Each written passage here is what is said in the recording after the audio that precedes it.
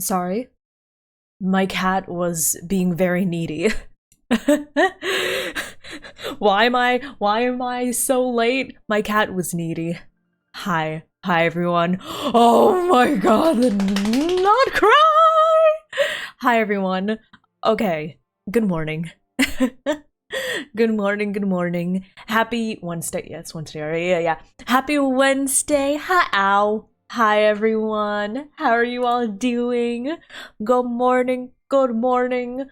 I am so glad to be here. Welcome to the function, dear girl. I am so excited.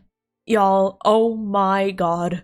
I cannot begin to describe the level of excitement I have. Lauma? Is that how you pronounce her name? Lauma? I am so excited. Oh my god. Dear. But yeah, I had to delay the start of stream because Bella was being very needy. She was sitting next to me and then she started rolling over and purring and she meowed and she trilled and I was like, how do you say no to that? You know?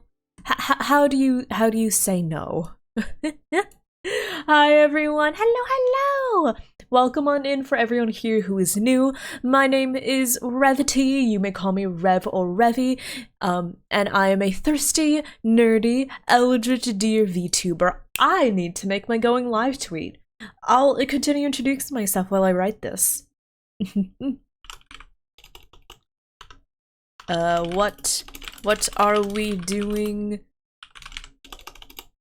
for today's stream? I have no clue, but we're vibing. Twitch.tv/Revity. Okay, we play a lot of gotchas and RPGs. We play games such as Genshin Impact, Final Fantasy XIV, Honkai Star Rail, and we've also been playing Goddess of Victory Nikke and Paper Mario the Thousand Year Door. Fun stuff like that. And today we are going to be looking at the Not Cry teasers. What do y'all think? I haven't watched them on stream.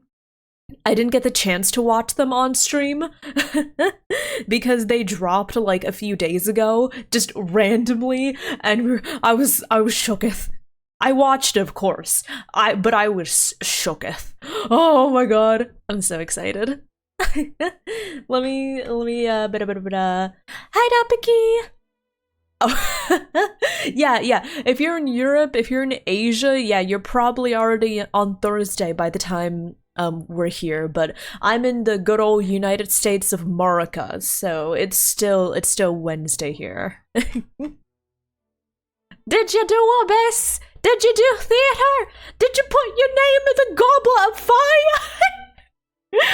I have done all of them, and my Stygian Onslaught is actually completed. Difficulty 5, not dire, but I'll tell you the story. Oh, hi, Belle! I'll tell you the story, but yeah, just know that my Stygian Onslaught is now complete through difficulty 5. I don't think I can do dire. I'm just gonna be honest. Hi, sweetie! Belle's back. Oh, she's so cute. Hi! That's my PC, yes. Are you interested in my PC? Do you like the glowing lights? Are you curious? Yeah. What was I? Oh yeah. So I'm doing well. I had a pretty decent week at work so far. Yeah, I just have a lot of IRL stuff to string together, but I got a pretty good handle on that. And right now, I want to think about Genshin. So we got a Nod Cry teaser. Nod Cry, newest region, we got the teaser. If you haven't watched it yet, I'm going to be watching it on stream. We might talk about some of the lore stuff happening, and yeah. After that, I think I might do some character quests. Maybe we'll do Moika's story quest, which I left on hold last time. Maybe we'll do other quests. Yeah? Who knows what we're doing? I honestly kind of have no idea. I'm just kind of vibing. Oh! And also, before I continue any further, let me pin that, And just a friendly reminder, I have the tracker and everything. Just a friendly reminder that we're still continuing the Partner Plus push. If we can get to 100 sub points by the end of the month, that is only, by the way, that's only 7 tier 3 subs away. If I did I do my math correctly? It might be 8. But yeah. We're only about 7 or 8 tier 3 subs away from the goal. So if you want to know how close we are to getting it, we just need 7 or 8 tier 3 subs, and then we'll be there. 8. Okay, yeah, rounding up. Okay. If we get 8, we'll be there. If we get 7, we'll be like super close, like right there. So yeah. You can also check out my tier 3 incentives in the pinned message. As is customary, everyone check out the pinned message. Wait, is that not working? I thought it was pinned. Is that not the 7TV emote? I have a 7TV emote. I'll figure out what the 7TV emote is. But yeah. Still plush pushing? Yes, we are plush pushing. But yeah, let me say hi to everyone. Thank you all for checking in. Let me say hello. X13, congrats on being first. Stoker, thank you for checking in. Ilians, thank you for checking in. D-Less, thank you for checking in. Switcheroo, thank you for... My V-Bridger is not connected. There we go, that's a lot better. Switcheroo, thank you for checking in. Bacon, thank you for checking in. Blank, thank you for checking in. Freed, thank you for checking in. X13, thank you for checking in. Crabler, thank you for checking in. Rose J, thank you for checking in. Simarino, thank you for checking in. RPG, thank you for checking in. Radical, thank you for checking in. Hi everyone! Hello. I hope y'all are doing well on this Wednesday afternoon.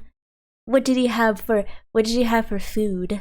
Have y'all had any food? I had some kongi and also some a few fish sticks. Because you know it's always a good day for fish sticks. What color is the beverage? Oh, if you're wondering, the tweet with the what color is the beverage? Okay. It is actually supposed to be watermelon. When I requested, because it's a because what was it? Yeah, when I was commissioning the piece, I requested that it made to be look like it's watermelon juice.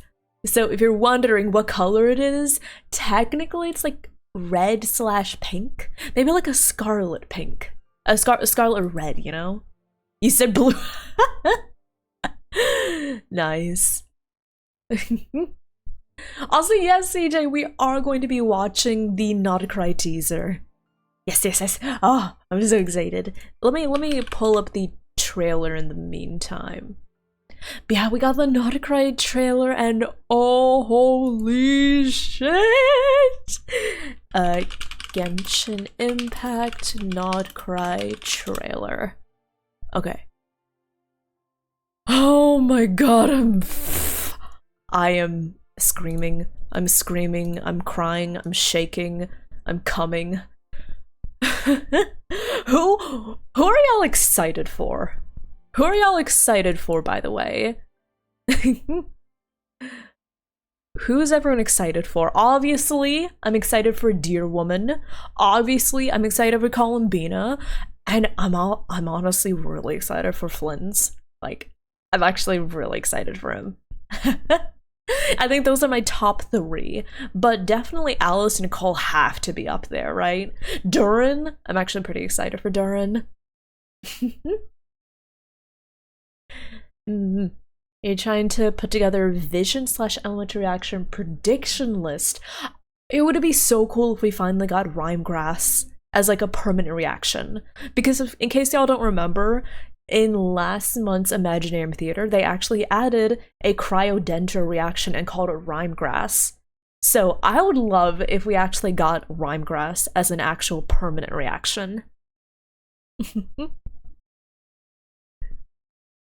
Also, somebody told me how to pronounce Dear Lady's name.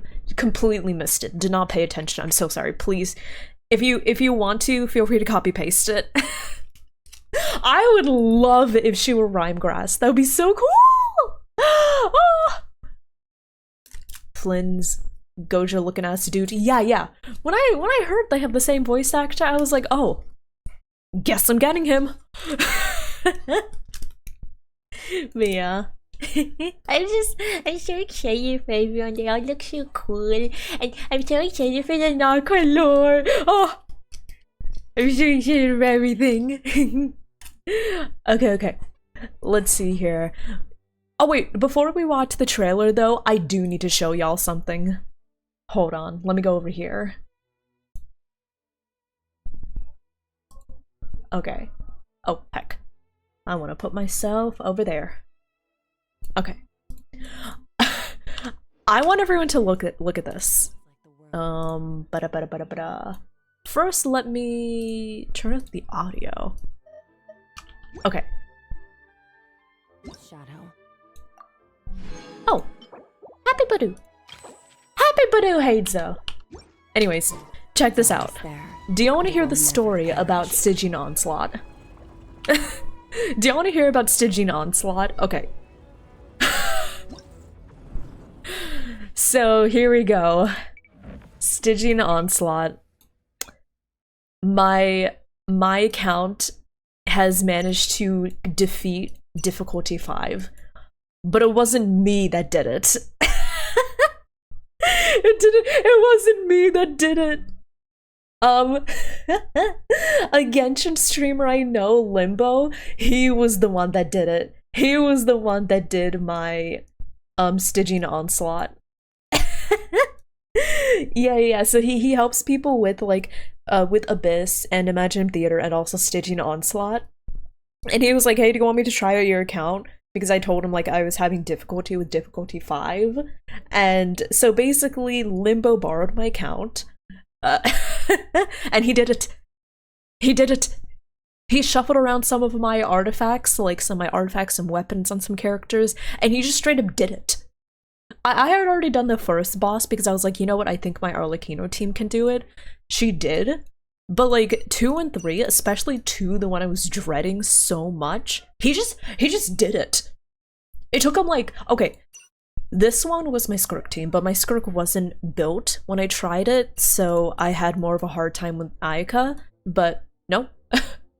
Shunha team, he did it in like 1 try. Maybe 2 tries, but 1 or 2 tries.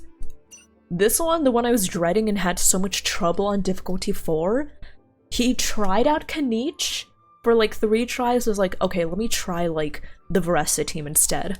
Varessa team, literally first try. And I was like, oh my god.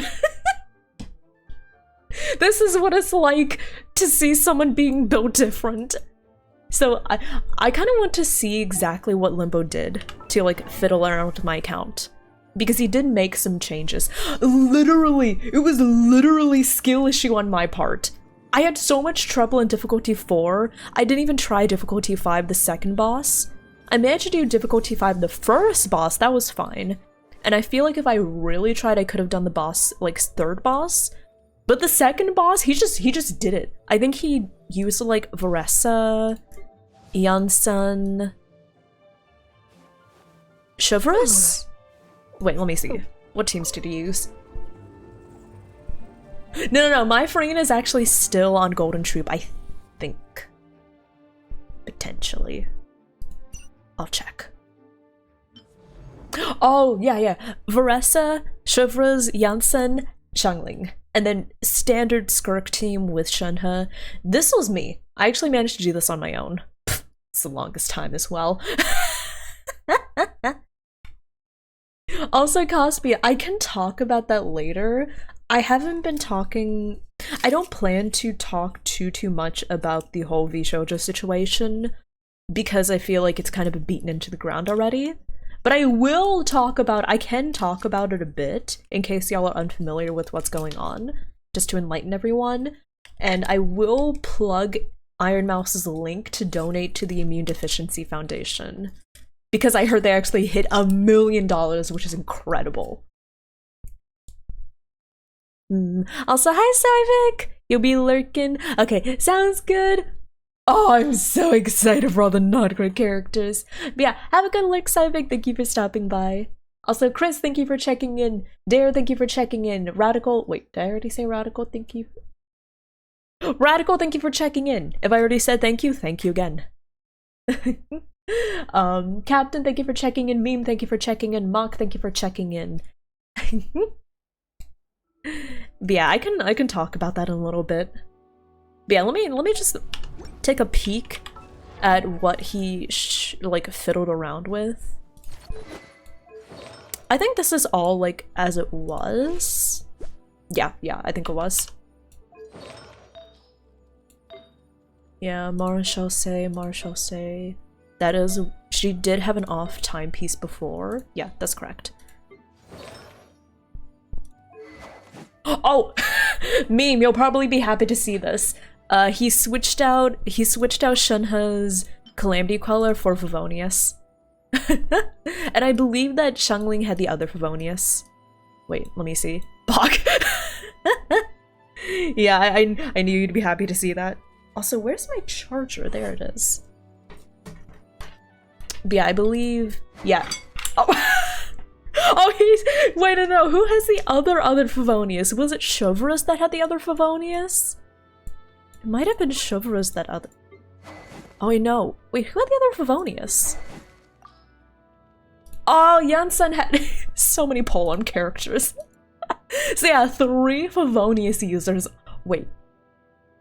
Yeah, no. 2 Favonius users on 1 team. Yeah, I hate that in Stygian you start with 0 energy. It just... pain. No, Freyna is still in Golden Troop. Wait. Oh, okay. This... Wait, he did fiddle with some of Freyna's stuff. I think... Yeah, he gave her... Yeah, he gave her this energy recharge piece, again to help with energy problems. I think... Attack, cryo... I think that's this... No, I know, this is a different piece. Oh yeah, because this was the piece with the gigantic amount of ER. And I was like, I hated that piece so much. Again, more pieces with just a ludicrous amount of ER. Who played on my account? Limbo. Wait, hold on. Shout out Limbo Sauce. There we go. Oh, wait.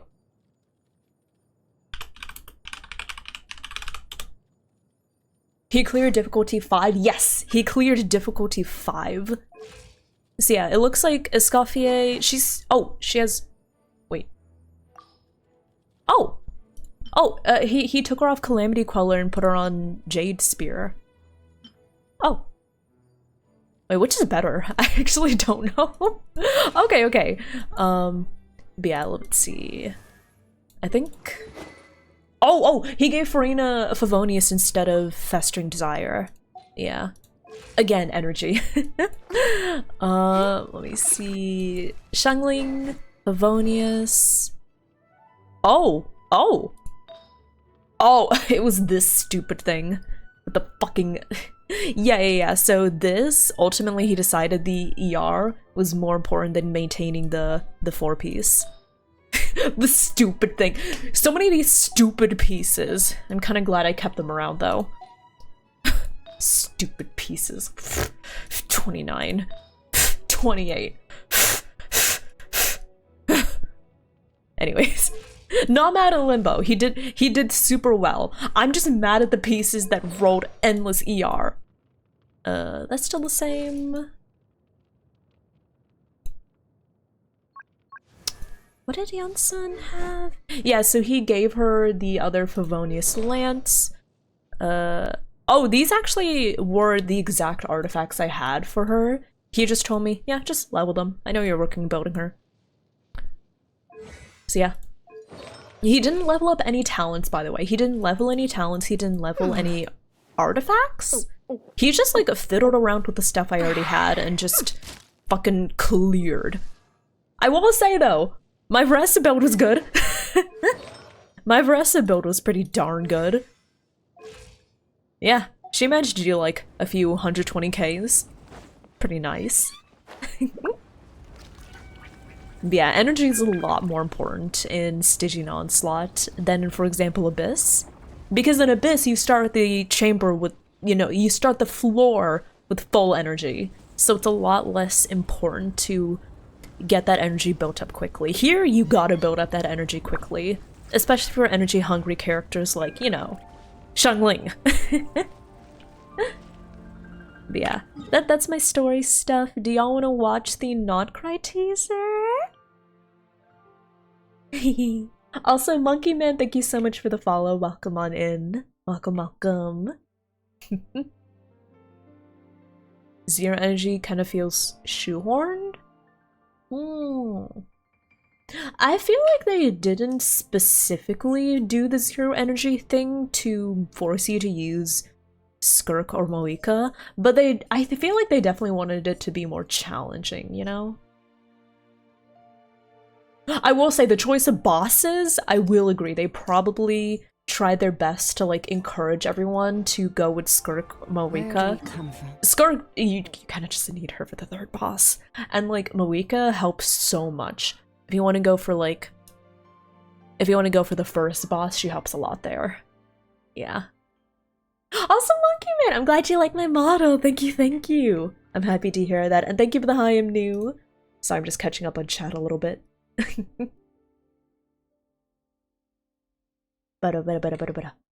Also, wait, let me see your story, Faku. Our beloved Eldritch Deer is hard-working, not only with her internship and streaming, but also some jobs in the balcony, such as clothes hangers.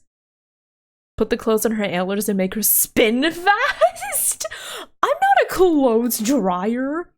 3 doorbell deer letting us know someone is downstairs. So like a bellboy? A bell deer? 4 street number holder because they haven't repainted the numbers. I don't know if these are very, very, very honorable duties to have.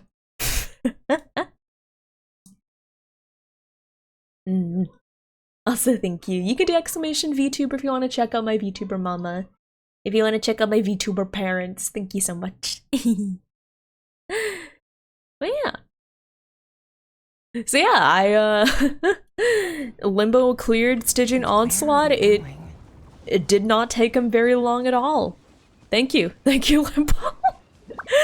And I would definitely keep those stupid ER pieces around next Stygian Onslaught round. Yeah. If y'all want to hear, do y'all want to hear about the VShojo stuff? I don't exactly know how much y'all are knowledgeable about the VTubing industry, but yeah. If you haven't been following it, basically it's like one of the I was going to say one of like the biggest like just like one of like the biggest scandals in the VTubing industry. Like the VTubing industry has had a lot of scandals recently. Cinder situation, all that. But like this, it was a big deal. If you want to know the cliff notes, I'll tell you the cliff notes. TLDR, one of the most well-known, very frequently respected VTuber companies, was just revealed to have been stealing income from their talents and also stole $500,000 from the Immune Deficiency Foundation. They stole $500,000 from charity. Yeah. Embezzling money, yeah. Embezzling, that's the... I always forget, what's the difference between embezzling and laundering? I know they're both like money scams, but like, what exactly do they mean? But yeah, I'm pretty sure like literally all of the members quit. Literally all of them walked out. Yeah. Embezzling, stealing from the till. Okay, then how about laundering? Well, what's like laundering? Explain it to me like I'm 5. Laundering, you make the money legal? Oh, so like for example, if someone was, I don't know, like having an illegal drug operation or something, and then you pass it off as like just regular money. Oh, okay. So embezzling is taking money that wasn't meant to go in your pocket, and then laundering is taking money that you got illegally and making it seem like you got it legally. Okay, thank you. Think of the word money like launder, they make the money clean. Oh, y'all are so smart. Also, Tony! Thank you so much for the tier 1 sub. Thank you. First, thank you so much for supporting the Partner Plus push. Thank you so much, and I hope you enjoy the ad-free viewing experience and the Revity emotes. Look at that counter we got. Do you see that counter? This thing in the corner? Yeah. You see the number went up. Thank you. The foundation. Yeah. It's such a slap in the face for VShojo to, like, what was it? It's such a slap in the face for VShojo to steal money meant for a charity, money raised by pretty much their biggest, most well-known, most beloved talent, who is raising money for a foundation to help support treating immunodeficiency diseases like the one that she herself has. So in case y'all don't know, Iron Mouse is immunocompromised, and the Immune Deficiency Foundation is a cause she holds very, very near and dear to her heart. And it's just wild. Corporations in it, I know, right? Also, hi, Odd! Hello! But yeah. Good example of simple laundering. They'll be able to claim it as clean income.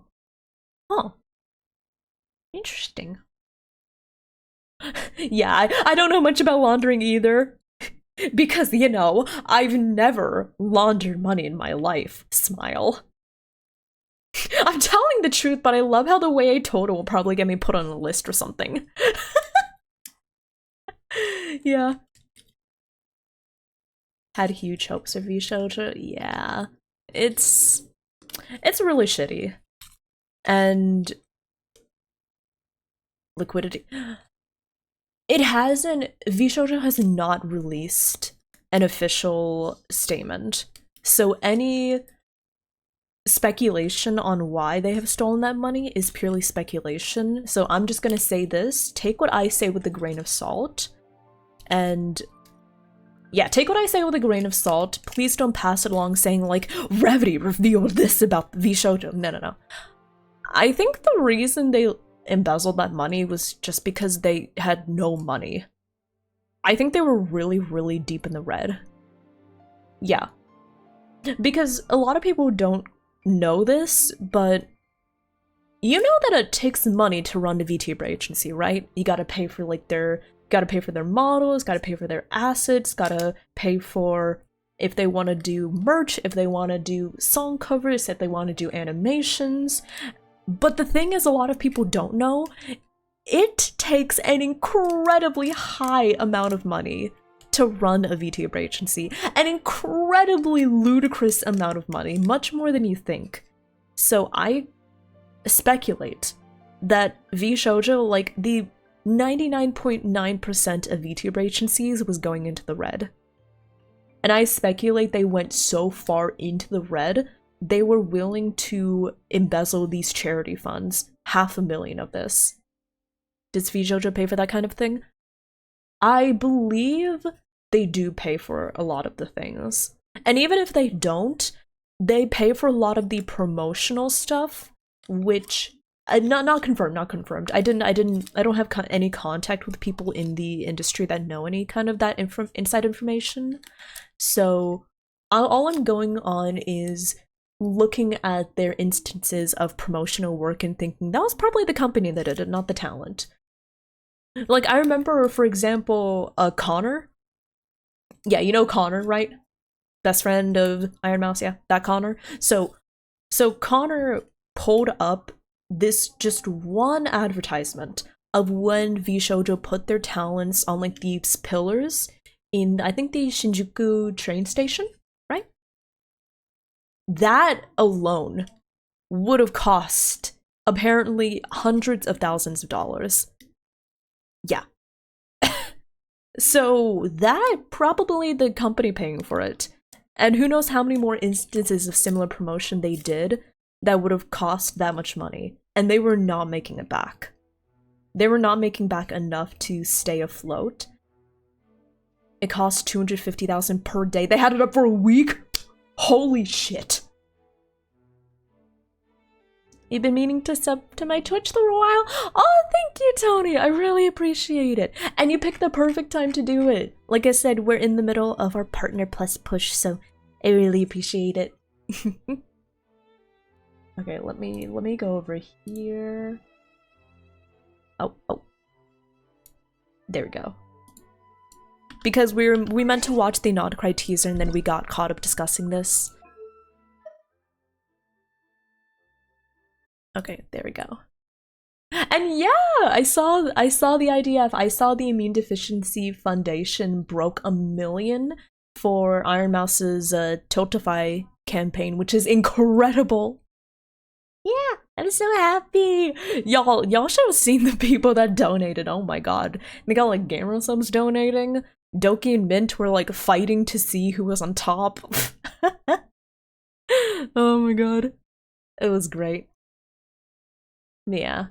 I'm really glad that people have been banding together to I'm really glad that people have been banding together to support this.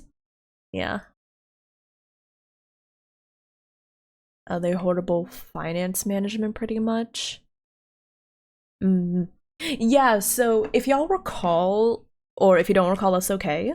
But basically, there are a few different ways that you could have donated to the Immune Deficiency Foundation.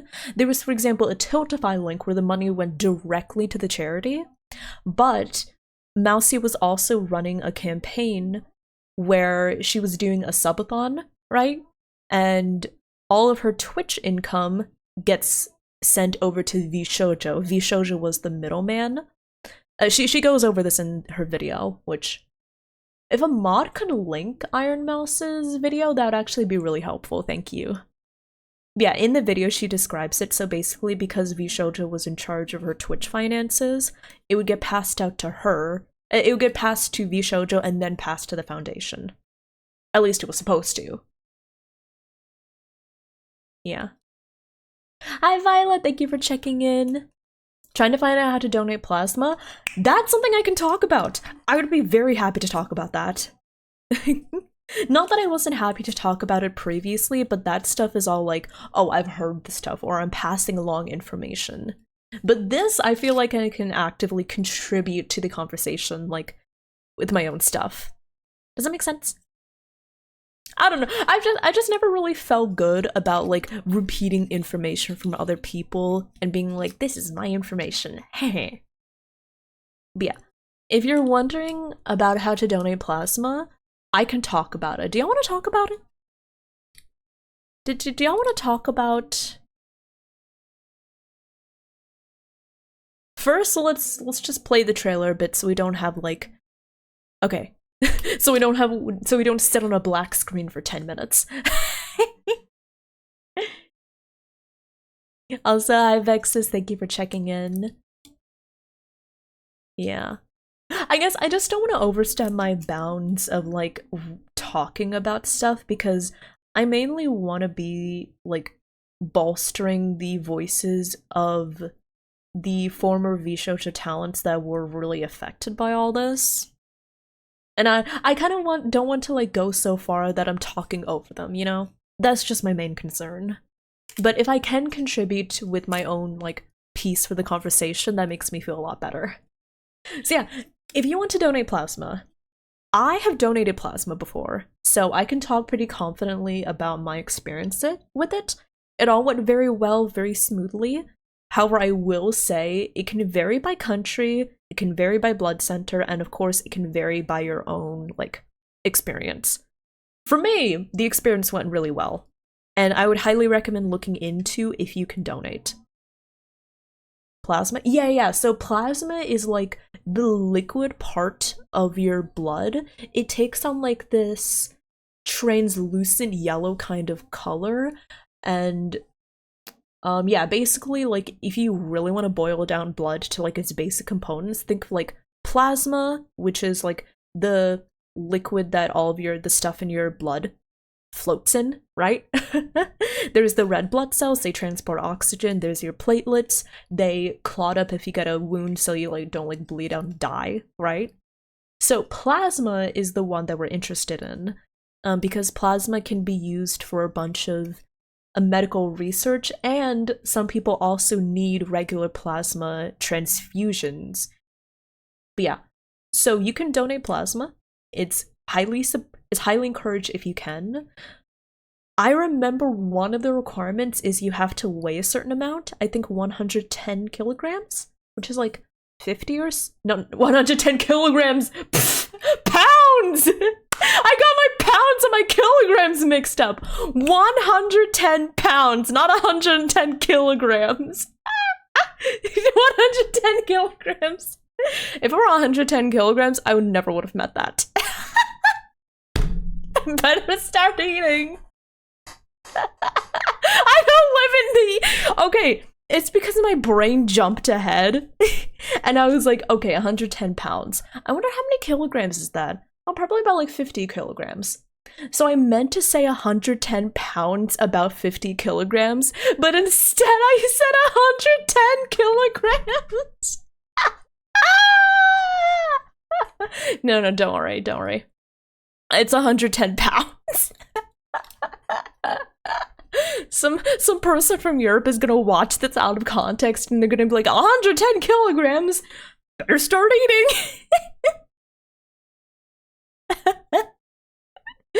Gotta get some pizza. Gotta get some Borgies. But yeah. I may be that much. I'm gonna clue you in to the flesh puppet I operate. My meat suit is barely meets the requirement.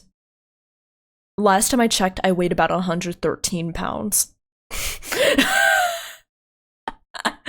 So yeah, you have to be at least 110 pounds, aka about like 50 or so kilograms. I don't know how it like translates. About 50 kilograms. Look up the conversion if you're worried. You also need to have a decent amount of water and protein intake.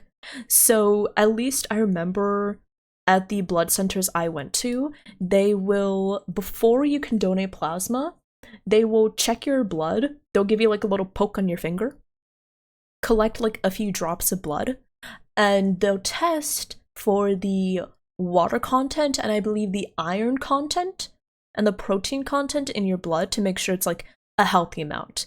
But don't worry, those are all relatively easy requirements to meet. As long as you have like a healthy-ish diet, you probably should get those, right? You probably meet those requirements.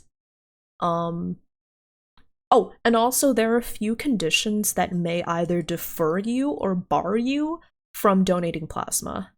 For example, one common question is, if I have tattoos, can I donate? And the answer to that, I believe, don't quote me on this, I'm not an expert, but I believe if you've gotten a tattoo in the past 6 months, you have to wait. If you've gotten a tattoo recently, you have to wait. But if your tattoo is like older, if you've gotten it like years ago, I think you can donate. You're under medication that affects your hormones. You'll have to check because some medications are fine. Some medications, they're like, let's not. Because I remember I asked because I was like, hey, I take a spironolactone, which I know it does cause, what was it, like, a change in, like, my water intake, and they're like, yeah, that's fine. So some medications can affect your plasma, and some medications can act as blood thinners, which they don't want that. If your medication acts as a blood thinner, yeah, I'm sorry, you can't. Yeah. So yeah, for medication, you gotta check. And then just like the normal, I think if you've had like a bloodborne disease, that'll either defer or bar you. I think if you've traveled to like a foreign country, you have to wait for a few weeks, stuff like that. They'll all like ask it on the form, and just pay attention to that and make sure you answer those questions correctly. But it's not like super common stuff. So as long as you haven't had like a disease recently, as long as you haven't been to like a high risk country recently, you'll be fine. So yeah, I can get into details of how my blood center visit went for the donation center. Basically, I went, and when I was a new patient, what was it? When I was a new patient, they did just like a standard health checkup to see if I was physically in good condition, you know, checking your heart, checking your lungs, just making sure you're of sound body and everything. Pretty easy stuff, yeah. And then that was my that was like my physical to make sure I was good to donate, right? And then how it works for each visit is you can either, some places you can schedule, some places you can do walk-ins. The blood center I went to, you could usually do walk-ins. So you go in, you do your pre-check-in questionnaire, which is like, the question's like, oh, have you been sick recently? Have you been taking any medications recently? Blah, blah, blah. It's just to make sure that your blood is okay, right? So for the pre-intake process, that's when they prick your finger. They're like, how is your water content? How is your protein content? Good? Okay. They'll also check your heart rate. I had a story about when my heart rate was actually too high and I couldn't donate that day. Yeah, I get nervous around needles. But no. The subsequent times I was able to donate, I was a little calmer. So yeah, that's the pre-intake form. That's like the pre-intake process. It's a lot of stuff that is pretty easy. If you want to know what to expect, that's pretty much what to expect. And then when you go into the actual donation process, warning, it will take a little bit. For me, it usually took around 30 to 45 minutes. So if you're really squeamish with needles, yeah, I'm just gonna say you're gonna have a needle sticking out of your arm for the better part of 30 minutes. So be prepared for that. So they're going to hook you up to like a machine. They're usually going to have you sit on this like, you know, like the like kind of a reclined chair sort of thing. I don't know how to describe it exactly. But it's like a reclining chair sort of thing where you're a little more horizontal than vertical. And they clean the area. You can pick one of your arms. I always have to pick my right arm. Yeah. A recliner next to a machine. Yeah. So it's a recliner next to a machine. Dentist chair. It's kind of like a dentist chair. Kind of. So yeah, I always pick my right arm. You can pick whichever arm you want, and they'll clean the area, they'll prep the area, and then they'll like stick this needle into your arm. It kind of looks like an IV. Yeah. So it kind of looks like an IV. So yeah, that's like the process. Don't worry, it doesn't really hurt. Honestly, you know the little needle prick they do at the very beginning when they're checking like your blood? That hurt more than the like IV needle. I'm not gonna lie. Yeah. So they'll stick this needle into your arm and they'll extract the blood. It's like a 2-tube setup. So it's a needle that has 2 tubes. One tube, it extracts the blood out of your arm, and it'll send the blood into this machine, and the machine separates the plasma from the rest of your blood. So it'll take the plasma, it'll store it in like the container. You can actually see the container. At least at my donation center, you could see the container filling up. It's wild. So yeah, then they take everything else in your blood, so like the red blood cells, the platelets and everything, they mix it with this kind of saline solution. It's a little bit cold, and then they send it back in the other tube back into your body. But yeah, that process goes on for about like 30 to 45 minutes. It goes faster if you're really well hydrated. So if you want to donate plasma, drink a lot of water. Sorry, that's the ice machine. So yeah, and yeah, that's pretty much it. During the process, they'll probably give you like a stress ball or something to squeeze, because like the movement of squeezing your hand encourages blood flow to make it go a little faster. Yeah. I'm sorry. Yeah, that was the sound of the ice machine. My bedroom door is open so you can hear into the kitchen. Sorry. I know it's kind of loud. But yeah, afterwards they'll after they finish collecting the plasma, it'll continue like returning your blood back to you for a few more minutes, and then when everything is good, they'll be like, great, you're done. They'll take the needle out, they'll wrap your arm in like bandages, and then yeah. And then you can just go home. You can drive afterwards, it's fine. And it's just encouraged to take the rest of the day easy, but yeah. It's a really easy process. And depending on where you live, you could get paid for it. Yeah, I remember the donation center I went to, I think I got like $100 each time I donated. One round of donation, $100, which is pretty good. So yeah. Yeah. So if you want to donate plasma and you're like, what can I do to prepare my body for it? 1, drink a lot of water. Just drink a lot of water. The more hydrated you are, the better. Because the more fluid you have, the better, and also the more hydrated you are, it's actually faster for the process to like get your plasma out. So drink a lot of water. Avoid fatty foods. Yeah. Because if you eat too many fatty foods, it's not a very low bar, by the way. It's not like you have to swear off all junk food.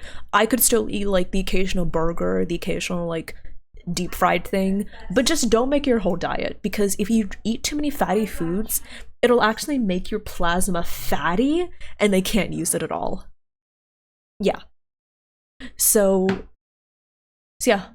My advice: 1, drink a lot of water. Like you cannot drink too much water. Just go drink a lot of water. 2, try to cut back on the fatty foods, but you don't have to like cut it completely out of your life. And then 3, generally try to eat like lean protein. Yeah. So yeah, that's my advice. Definitely look into if you can donate plasma, because it was a pretty easy, pretty smooth process for me. Yeah, you can actually see it, by the way. Like, when they extract your plasma, it's supposed to look like kind of this translucent yellowish color. Fun facts. This is something I learned when I was getting my plasma donated. If you look at someone's plasma, the color of their plasma can actually indicate what kind of protein they eat. So my plasma was a pretty like light kind of yellowish, which was apparently because I ate a lot of lean protein, a lot of chicken, a lot of stuff like that. But if someone has a darker yellow protein, it means they probably eat more red meat. There's your fun fact of the day. But yeah, if you actually have cloudy plasma because of high fat in your blood, it actually shows. Your plasma actually becomes cloudy instead of like kind of translucent. And oftentimes they won't pay you if you end up giving like cloudy, like fat-filled plasma. So if you want to be safe rather than sorry, cut back on the fatty foods. Yeah. I hope that was educational. Was that educational? Was that helpful? I know that it can be worrisome, it can be stressful and a bit scary with the prospect of like donating plasma, but I ultimately think it's a really good thing to help contribute. If you can donate plasma, I highly encourage looking into where you can donate plasma. Very? Yay! I will say, not gonna lie, I'm still a little nervous around needles, but don't worry, it doesn't hurt. It really doesn't hurt. Like I said, the little poke they do on your finger before the donation, that hurt more to me. So the needle going to your arm won't hurt. If you're feeling nervous or squeamish, you can tell them, and a lot of the times they're willing to like help accommodate you. Obviously not if like gets you to the point of your heart rate going too high. But if you're like saying, oh, I don't really like to see the needle stuck in my arm. One time I was like, hey, could you like, can I get like a blanket to cover like the needle? And they were like, yeah, sure. So they put like a little towel over my arm so I didn't have to look at the needle. Yeah.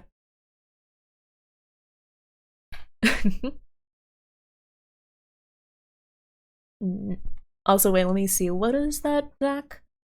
Among the things in your reading that caught your eye. Oh. Will likely hook up with a foreigner or foreign adjacent person, requires patience, can be jealous, possessive, superficial, passionate, and intimate. Hey, yo. Hey, listen. If you feel like that fortune describes you. You once had a nurse fail to give you an IV like 3 times. Oh my god. Yeah, I remember the one time I chose to like donate plasma from my left arm, they successfully got the needle into like the vein and a little bit of blood came out. But they just could not get any more blood out. And they tried another time and they were like, I'm sorry, we just can't get any blood. And I was like, that's weird. Could you try with my right arm? That's where I usually donate from. They got it first try. So yeah, I just have to come to the conclusion that I have no blood in my left arm. I just think my veins are probably tighter in my left arm. It's probably... So yeah, from now on, whenever I donate plasma, I always use my right arm because that's the only one where they can reliably get a good blood flow. They called you a pincushion! A nurse failed giving an IV like 3 times before getting another nurse and she failed 2 or 3 times. Oh, I would hate that. I would hate that so much. Also, yeah, for me, I don't mind like seeing the blood flowing in the tube, but I need to look away whenever they like push it in. Yeah, whenever they push the needle into my arm, I have to look away. I'm like, I don't see it, I don't see it, I don't see it.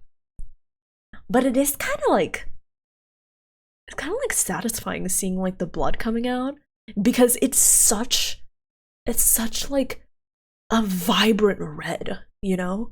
It's such a vibrant red. It's so fascinating to see because you can see like the vibrant red coming out and then you can see like the machine filtering the blood and you can see the plasma slowly filling up the container and it's just so cool to look at. I don't like seeing the actual needle stuck in my arm, but like seeing the blood, yeah, that's pretty cool. Is there something I'm trying to say? What? I like blood a normal amount. Left arm, my eyes? Oh! No, actually no. This arm right here is the one they could not get blood from. It's this arm they need to get blood from. Yeah. Maybe I guess don't try to take blood from your eyes. If you're an eldritch creature, don't try to take blood from your eyes. It doesn't end well.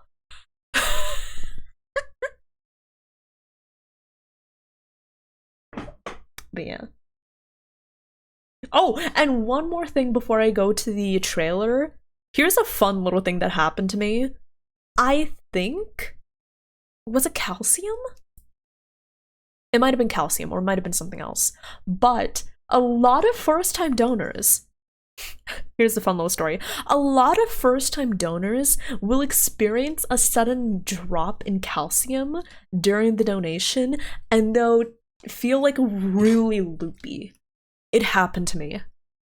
I don't know if it was calcium specifically, it might have been another like vitamin, but basically you get like this weird drop in this, it might have been vitamin E.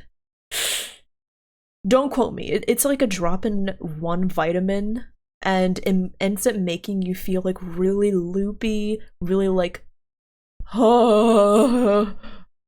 It happened to me.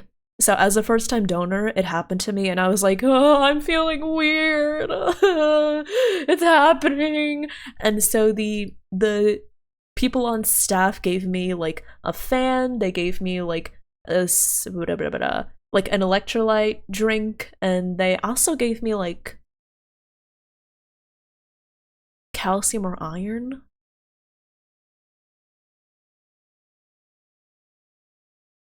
Might be calcium?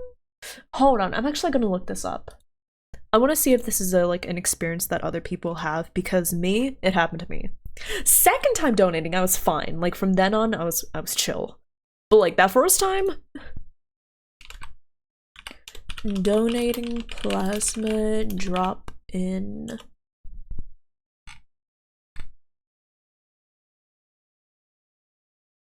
Plasma donation.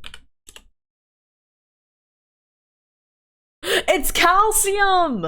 It's calcium! Okay, wait, here. Don't recall that happening. Oh, okay. I don't know. I remember the tech people specifically were like, hey, since you're a first-time donor, it might happen to you. I don't know how common it is. Oh, wait, here. Oh, wait, no, was it calcium? Wait, no. It might not be calcium.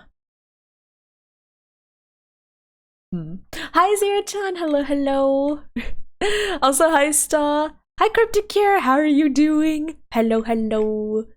Okay, maybe it's not calcium. No. Oh, maybe? It might have been calcium. But yeah, if it was calcium, then basically the tech staff were like, yeah, so you might experience a drop in calcium, you might feel like a little weird. And so yeah, I felt like kind of tingly, kind of like and so they gave me like a fan, they gave me an electrolyte drink, they gave me like a tablet to chew that tasted like chalky. And yeah, after a few minutes I was like, okay, I'm fine. And then I just never got that weird tingly thing ever again, so.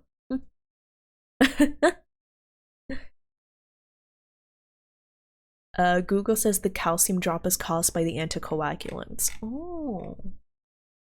Okay. Blue sports drinks? Yeah. But yeah, I don't know. For me, that happened to me as a new donor, so I just want everyone to know like the possible side effects, because for me, I felt like, ugh. I don't know how else to describe it other than saying, ugh. It just felt weird.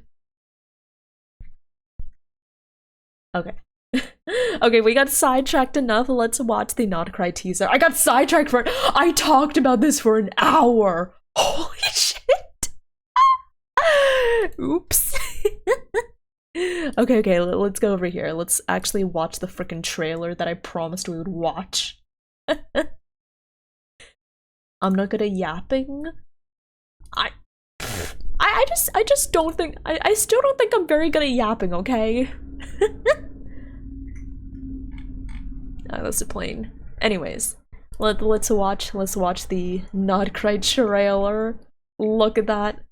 Somebody said that Varka looked like if Aventine invested all of his points into strength instead. Oh. I had the tab muted. The moon? You wish to hear a story of the moon? That tale begins long, long ago. Mister! Nefa's starting her story already! Thanks for the heads up.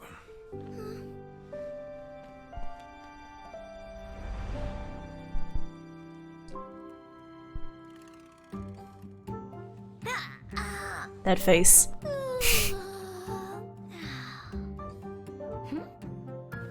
Oh, the moon's a long way off. We might go hungry, but at least we have plenty of time. Hey, I'm so that curious. headpiece of yours is pretty unique. I'm so curious how he got to Not Cry. Like, what? He's just vibing. He's just here.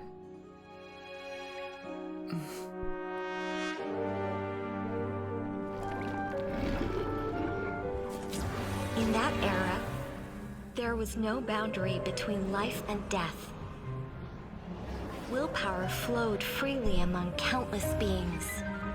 I'll watch it through once with minimal interruptions, and then we'll like watch it through a second time where I interrupt with my thoughts and everything. Made 3 moons rise from the earth. The Moon Sisters!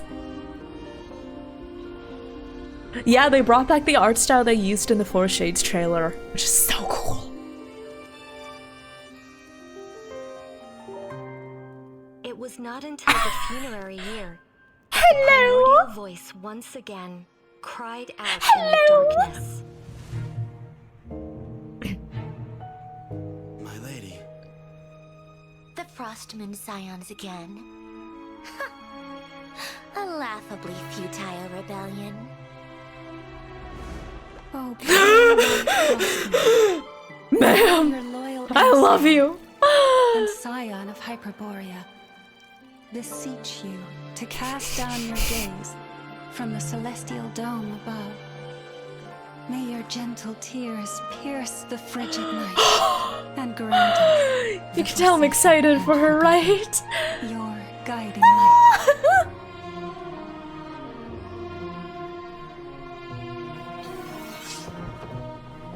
Oh, she's so pretty. Come here for the story, did you? Finished already, huh? No. It's just I do really like the snake woman. storyteller than myself. I do really like her. Oh! Now, beyond the moonlight's reach, an ancient shadow brandishes its hunting claws, taking aim at the stars. You're right. I came here for the moon.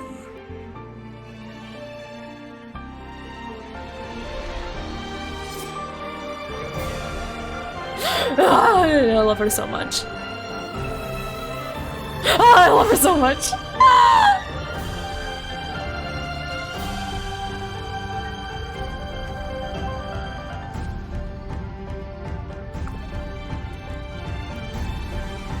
Yes, he did have Wolf's Greystone.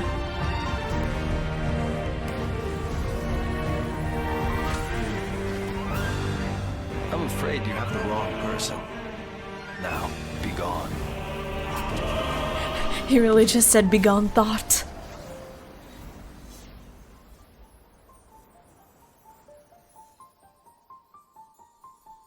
I'm turning up the volume for this.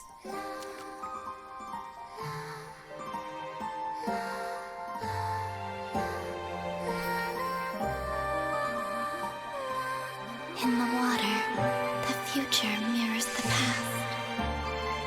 The veil of lies is slipping. Time is short. The moon's fall is nigh.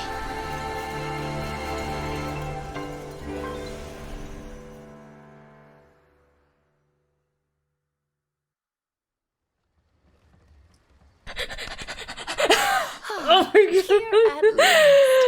And things look even messier than last time. Well, Miss Alice, shall we begin?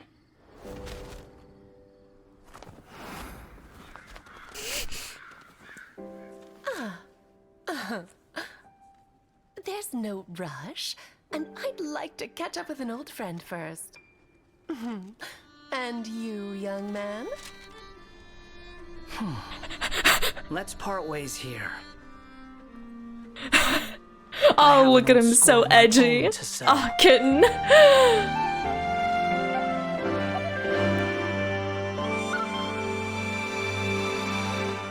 Also, I want to confirm that I am incredibly dumb because I didn't realize until watching this trailer that these are the 3 Moon Sisters. They might have said it in like a dev stream, but I was like, oh wait. How did I not see that before? I'm so dumb. But yeah, there we go. There's a trailer. Okay. So that was the first mostly uninterrupted playthrough. Let's play it again, and I'll give like my thoughts and pause the trailer and everything. That tale begins long, long ago. So yes, Wolf's Gravestone. Because remember that I believe that Varka, isn't he like the Knight of Boreas or something? So I think it makes sense that he has Wolf's Gravestone. Hi, Leo. Mister! Nefa's starting her story already! Thanks for the heads up.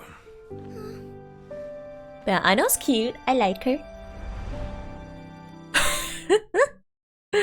Oh, I'm so excited for Durin though. And you can see... Wait. Is that... I cannot tell. Is that Pyro or Electro? I think some people were discussing it. I think it's... Oh, the moon's a long way off. But yeah, I'm not We gonna might lie. go hungry, They're cute. but at least we Perhaps if a dear woman. Hey kid, that headpiece of yours is pretty unique. Who designed it? Don't think it's Could you clear help me enough. out? It definitely looked like a Pyro or Electro vision, right? Like it definitely looked that way. I just can't tell between the two. Hungry.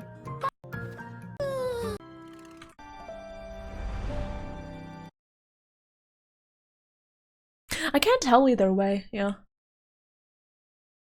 But yeah, she's cute. Like they're all cute and all, but like, dear woman.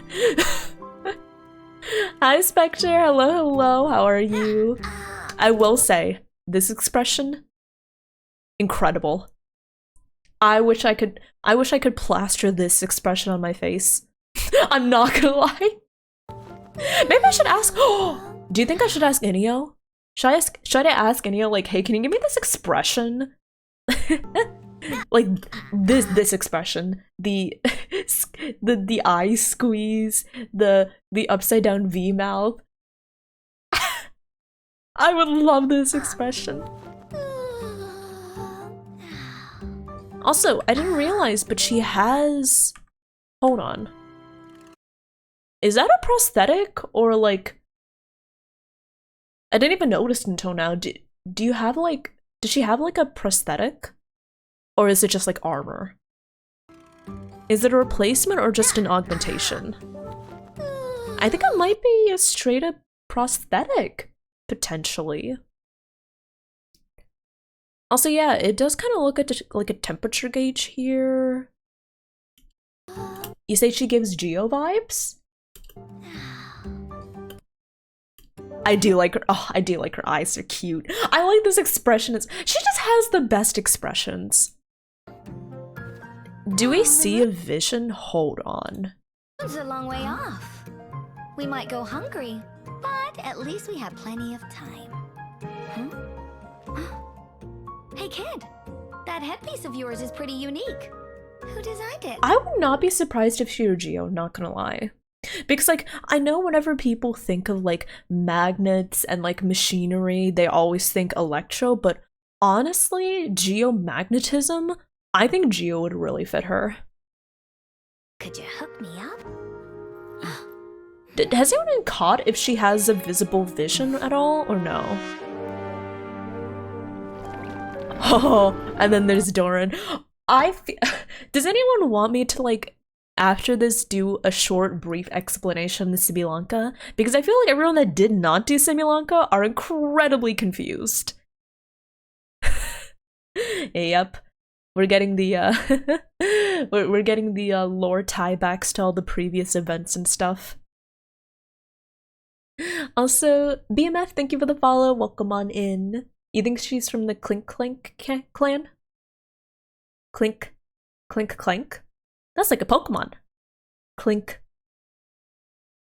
Okay. I'm gonna throw my what was it? I'm gonna throw my hat in the ring. I'm gonna say she's Geo. Think you saw some red on her back? Unless it's her outfit. That headpiece of Let me yours see. is pretty unique. Who does Also, interesting username. Thank you for the follow. Welcome on in. Also, Vexy, welcome on in. Thank you. I'm glad you like my model. Thank you, thank you. Oh, the moon's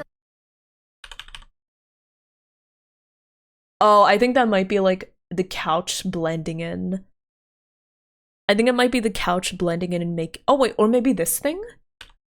I don't think that's a. Yeah, I don't think that's a vision. Just like accessories on her belt. Sadly. I don't know if anyone has been able to tell if she has a shown vision. way off. We might go hungry. She's Pyro? Did she have a vision? At least we have plenty of time. Huh? Hey kid, that headpiece of yours is pretty unique. Who designed it? Could you hook me up?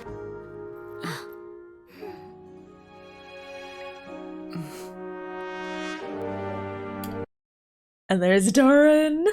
So if you want a really quick like 2-sentence recap of Similanka, TLDR. Oh, how do you even make a TLDR? TLDR,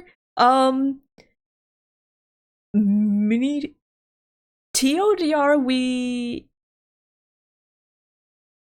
they create like a mini cute version of Duran that inherits all the powers of Duran, so Duran himself doesn't respawn, essentially. So is this the OG Duran? No, but this is Duran. That's the best way I can describe it in 2 sentences. There was I no guess it's like 2.5 boundary sentences. between life and death. Okay. So these are the 3 Moon Sisters. Willpower. And we know that they're all dead, right? Like they're all dead. In the Natlan Archon quest, Tomnoika smashes through the sky. We can see like the shattered corpse of one of them, right? We can see the shattered corpse of at least one of the Moon Sisters. The moon currently in the sky in Genshin, that's just the corpse of one of the sisters. Flowed freely among countless beings.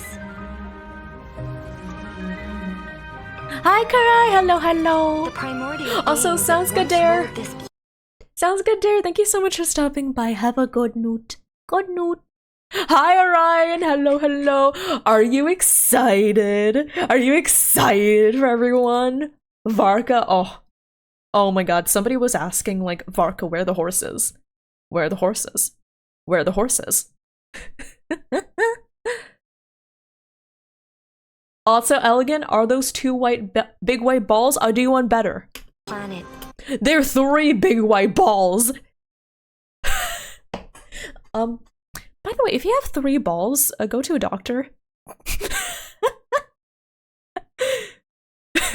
Hi, Elegant. How are you doing? Hello, hello. Can we get a shout out for? Oh wait, it's a lot of people actually. Can we get a shout out for Karai? Can we get a shout out for Elegant? Can we get a shout out for Orion, please? Thank you. Ow. What if they're 3 really big snowballs? I can see. Oh, they're making a snowman. Oh, you're so right. Wait, the big one. So here's the lower one. Here's the chest. Here's the head. Oh my God. Made 3 moons rise from the earth. That's not how you make a snowman, my kid. That's not how you make a snowman. Oh, these people have never made a snowman before in their lives.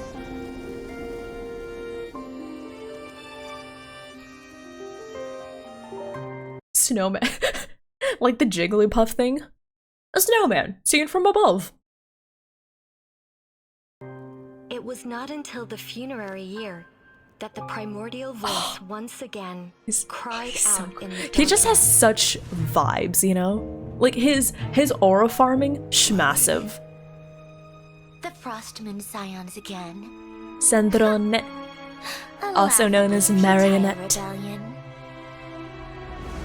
Oh, pale white frostmoon, Oh, are wife! your loyal Mother! emissary and scion of Hyperborea. This loyal emissary and scion of Hyperborea. So we know that the Frostmoon Scions are an opposing force to the Fatui. That's what Senjone was talking about earlier. So this is... again, I did not pay attention. If anyone told me about how to pronounce her name, I'm so sorry I didn't see. Feel free to, like, repost it. But yeah, so she's one of the Frostmoon Scions. I, your loyal emissary, And she's and called... scion of Hyperborea. Scion of Beseech Hyperborea. you to cast down your gaze from the celestial dome above. May your gentle tears pierce the frigid night and grant us, the forsaken and forgotten, your guiding light. Apparently it's pronounced mommy? Okay then, mommy. But yeah, I wonder. I thought the what was it, not Frost Moon? I thought the Moon Sisters were all dead. Like, I thought they were all dead by now.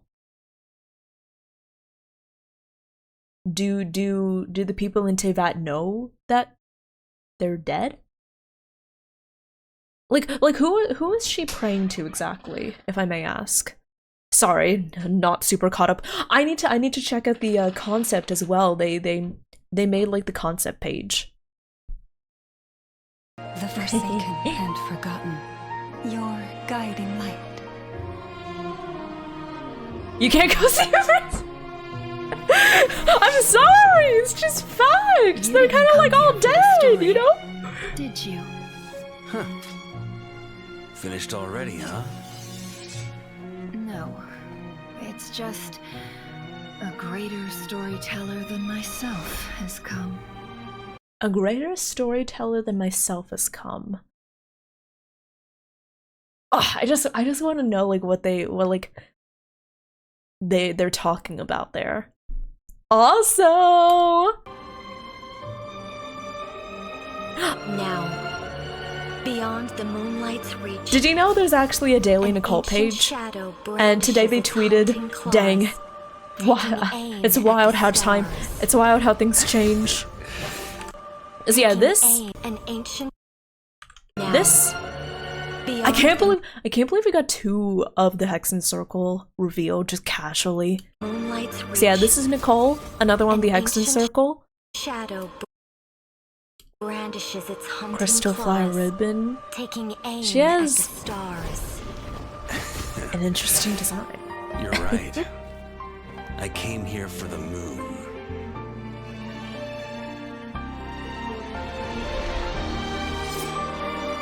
Also, did y'all notice? Her blood is... She has like this silvery blood, right? Do y'all see it? When she draws it on her forehead. It's like a blue silver that fades to silver.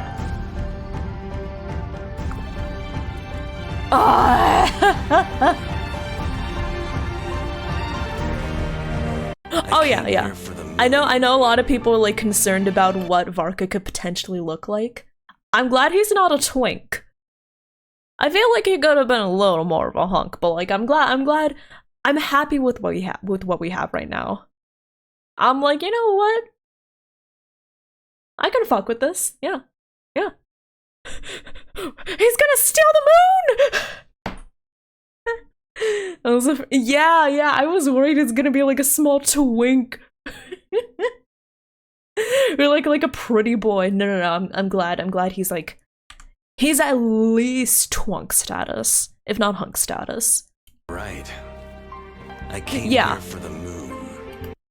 I would not be opposed to a beard on him. I would not be opposed to facial hair. But you know what? I'm still pretty happy with this. Hi, Varka. Where are the horses? Where are the horses? Where are the horses?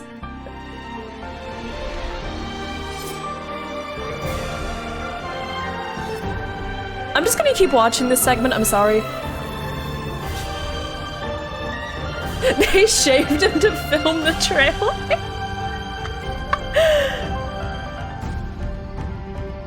See, there you got a really, really good look at her vision. So definitely, oh, the vision is so pretty. Ah.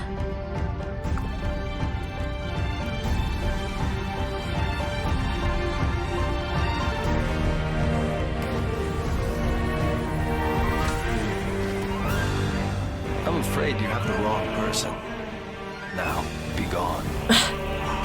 He's aura farming. He's aura farming so much. Also, I don't think I've heard anyone talking about this, but these hands, like these shadowy red hands, there's something— are they something that— okay, this might sound kind of stupid, but I can never tell. Is this a cool cinematic transition, or are these hands literally something that Dear Mother is calling upon? That Dear Mommy is calling upon? Is it a cinematic transition, or is it literally like she summoned these? I'm sorry, I just cannot tell, okay? Just to transition into the Wild Hunt, okay. Just for aura farming? I'm afraid Okay. you have the wrong person. Now, be gone.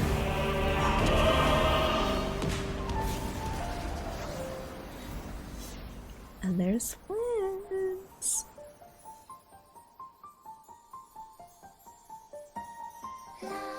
Oh my god, I'm so excited for her.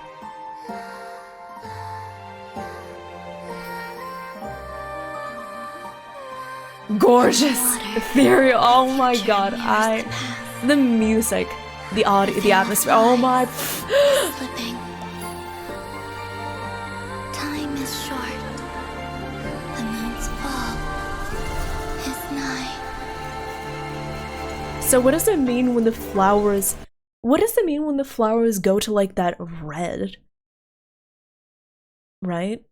Okay, well, for now, we definitely know that she has some connection to the the Crimson Moon. Doesn't Arlecchino also have a connection to the Crimson Moon? So 2 ties to the moon. Keep a close look at her eyes. Moon Maiden. I know she was introduced as Moon Maiden, which is interesting because with Sandrone, they introduced her like Sandrone, Marinette of the 11 Harbingers, blah blah blah. But with Columbina, they didn't give her Harbinger title. They just said Columbina, Moon Maiden. So her identity as a Moon Maiden is seemingly more important than her identity as one of the Harbingers. Damselite, yes. So her Harbinger codename, much like Tartalia's Harbinger codename is Child, her Harbinger codename is Damselite. Sandrone's Harbinger codename is Marinette.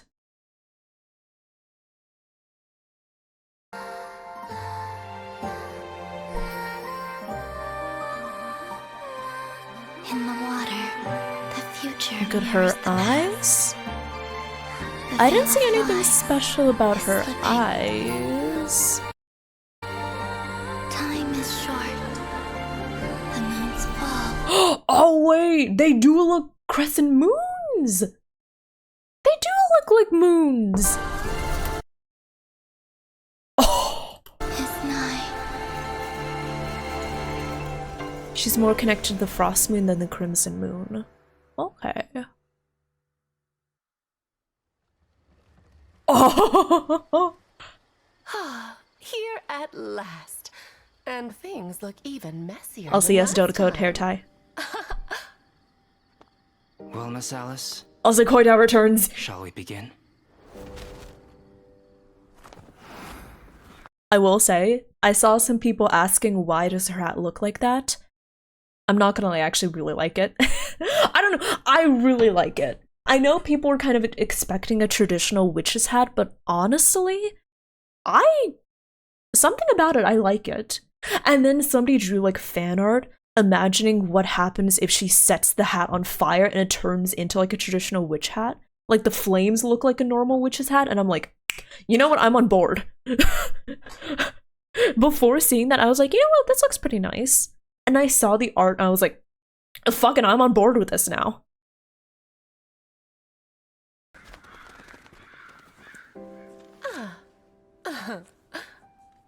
There's no rush, and I'd like to catch up with an old friend first. I love how she delivers that line. I love how she delivers that line. I'm sorry, I need to say it because I haven't heard anyone else talking about it. I genuinely love Alice's voice acting so much. This one line in particular, just listen to how she delivers it, right? And I'd like to catch up with an old friend first. Wait, let me catch a little bit of the previous. There's no rush, and I'd like to catch up with an old friend first. I love her voice acting! Yeah. I need to say this. I love her voice acting. I love, like, the kind of teasing lilt they have. Like, I love the teasing lilt her voice has. I love, like, it sounds so mature and motherly, but you can also hear, like the mischief in her voice. And there's, I can't put my finger on it, but the way she delivers the latter part of this line is just, when she says, I'd like to catch up with an old friend first, it's just so, it's so perfect. There's no rush, and I'd like to catch up with an old friend first. Oh, it makes you feel so, yeah, her voice is comforting.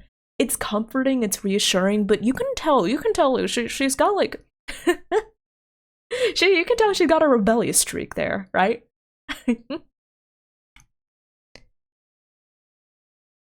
Oh, but yeah. Oh, so we're talking about how Columbina has never opened her eyes. I think it would be interesting if she were, like, genuinely blind. I just always figured she always kept her eyes closed, because imagine opening your eyes with this kind of blindfold.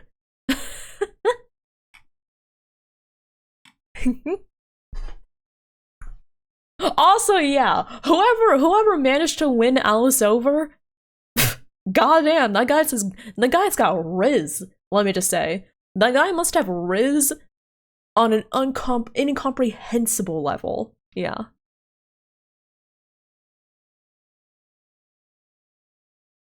But yeah, I really do wonder, like, what's going on with Columbina, with, you know, what's going on in the story with her. She speeds up on, like, to catch up and then slows down for with an old friend first. It's got a musical quality. Oh, I really like her voice. You can also tell she has a pyro vision, but I'm pretty sure it's fake. Also, yeah, I do love the little trick she does with the crane. That's so like her, you know? There's no rush, and I'd like to catch up with an old friend first. But yeah, I think this is fake. I think this is a fake vision. I'm like, this has totally got to be a fake vision, right? I don't know. She just seems like such an insanely powerful character that I'm like, that's totally like a Ventier's only like glass orb thing to blend in, right? Right? I feel like it has to be. I don't know. Like, I'm so sure. I feel so sure of it. And you, young man? Also, kitten. Hello there, kitten. It's been so long. Let's part ways here. I have an old score of my own to settle. So, are they in Not Cry right now? Scaramouche! Is he gonna have a little, is he gonna have like a little, friendly discussion with the Dotore?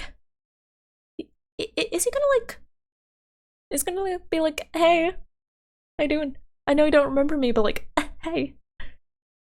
Check the reflection in the water? Oh, I'm blocking it, shit, wait. Let's see here. Okay, so we have to settle.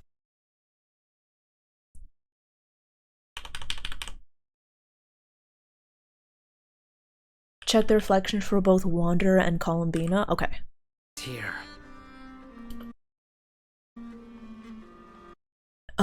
Wait. What should I be seeing about the reflections? I have an old score of my own to settle. If there was something I was supposed to be seeing, I'm sorry, I don't really see it. It looks like a normal reflection, question mark? Like, I think this makes sense, right? You can kind of see, like, there's a bit of red. His reflection is... Wait. Oh, wait, that is kind of red. Wait, hold on. Frame by frame here. I guess I can see the red. So it's like his original Scaramouche outfit. But like, I feel like, I don't know, I feel like, huh.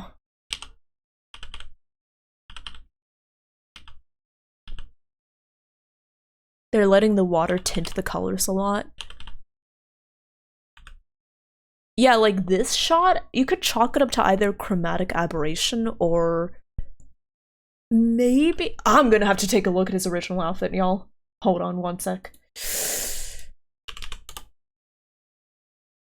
Good old Genshin wiki. Let's see.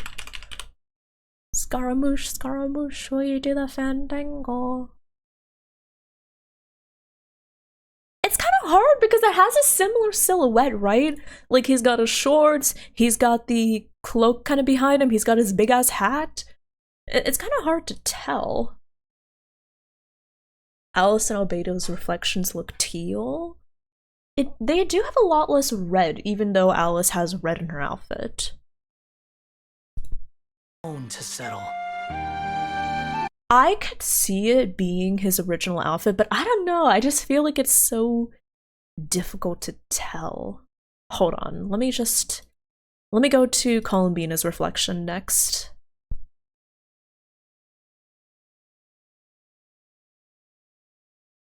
Okay, there we go. The veil of lies.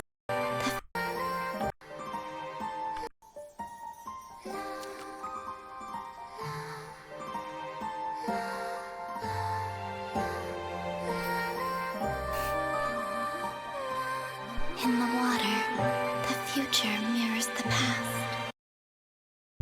Interesting line she says there.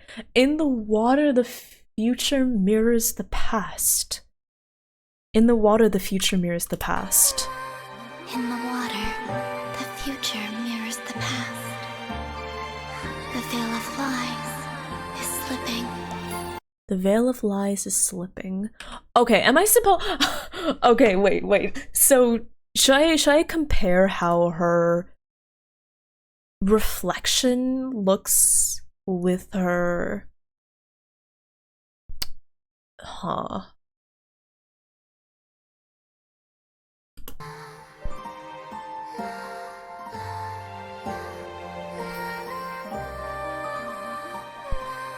In the water.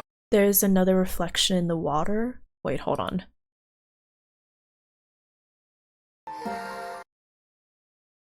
Where? There's another reflection in the water, like someone standing in front of her, also wearing white.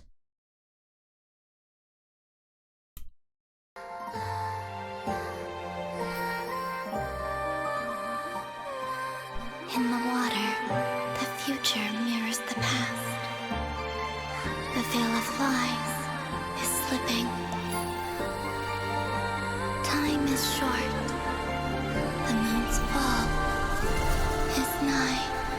I might be reading a little far into this. When she says like the mirror, like the future mirrors the past, and you say to look at the reflection, is it just as straightforward as saying, well, she has the moon reflected, right? Saying she has the moon reflected in the water, so is she going to ascend to become a new moon sister? Question mark? That's all I can glean from this, because like, I don't know if this is necessarily another person. I feel like this is the reflection of the moon. More like she doesn't reflect from the water. I mean, I imagine it'd be pretty hard for her to reflect anything when, you know, she's blocking the main source of light here. I don't know how reflections work exactly, but I feel like that's kind of consistent.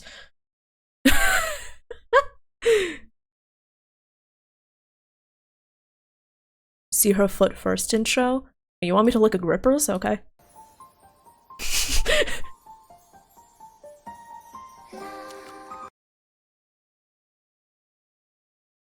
Again, I feel like this makes sense because, like, the light source is behind her, question mark. Okay, I'm gonna have to look at these. Score of my own to settle. Yeah, because here the moon is shining down, like... X-Rating is tricking me to show more feet on screen. Alright. If you want to see more feet, all you have to do is ask. But I feel like the heel, you can see the reflection because this is giving off light. Meanwhile, the moon is behind her, so it's not... She's blocking the light that the moon would have reflected onto the surface. Maybe? I don't know how reflections and water and refraction works, man. Also, hi, Jiva. Thank you for checking in. Hello, hello.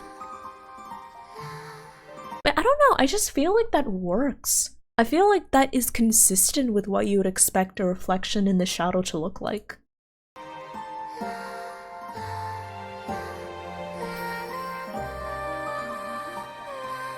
In the water, the future mirrors the past.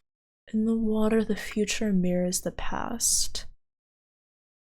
Her heel? Yeah, I saw some people talking about it, like, with, like, how our cosplayer is supposed to do it.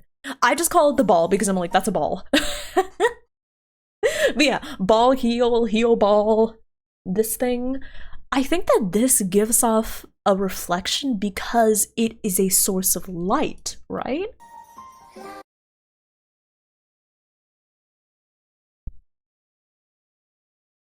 Her reflection? Okay, for the moon's reflection, the moon is here. Yeah, like the moon's reflection is here. It's vibing. But for her reflection, I don't know. I feel like her not having much of a reflection just makes sense considering the fact that the main light source is right behind her, so it would cast a shadow into the water. Maybe? I need like a real life video of this, okay?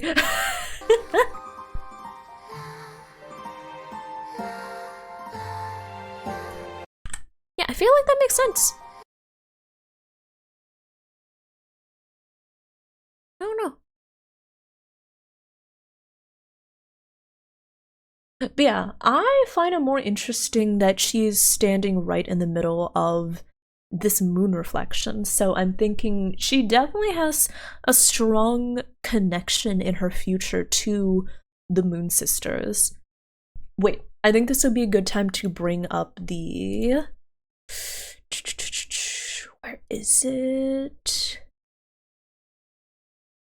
Where is it?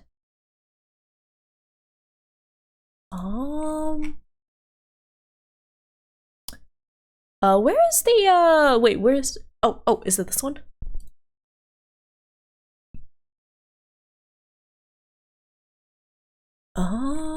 Sorry, I'm trying to find the,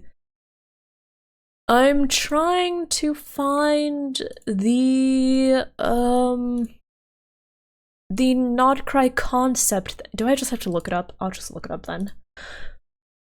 Genshin. Sorry, I was trying to find the Not Cry concept thing because I know it's a thing that was released, but I could not find it to save my life. Not Cry concept. There it is! Okay, I just had to Google it.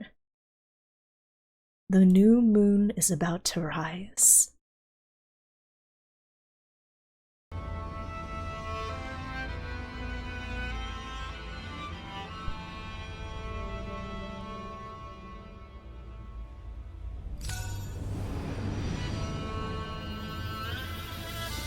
I think the reflection on this is because they didn't want to shadow her leg. Also, is this music too loud? I can turn it down. Hold on. Or I can just turn it off. Should I turn it down a bit? But yeah, there we go. This is the Not Cry preview page. Ooh, so we get to see the different islands that make up Not Cry. Okay, this is a bit loud. Hold on. Is that better? Let me know if it's still too loud. I can turn it down more. Oh, I think it sounds fine as this. Oh, I'll inch it a little back up. Paha Island, where the Fatui assemble. Okay.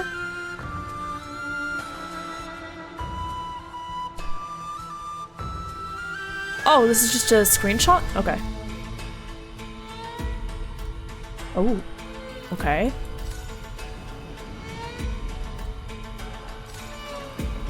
Oh, this seems like a pretty sizable map. Wait, hello? So is this going to be the Not Cry map? That's like a pretty decently big size. Blue Amber Lake, Nasha Town, Lempo Isle, Hisi Island. Blue Amber Lake. Okay. And Nasha Town, Elysium of Revelry for explorers. This feels like the characters at the beginning. This feels like where they would be, you know? Alright? With all the machinery and everything. Lempo Island. Oh, maybe here instead. There's definitely a lot more mechanical stuff on this island. Well, we all know where this is, right? So these, I assume this is where the Frostmoon Scions are. I remember these staffs from Dear Mommy's trailer. So this island is like all mechanical stuff. This is the influence of the Fatui, and then over here, a little more isolated, this is the land of the Frostmoon Scions, I assume. So they haven't let the Fatui technology kind of like encroach on their island. Here they've kind of embraced the mechanisms and machinery and industrialism. And here they're like, no.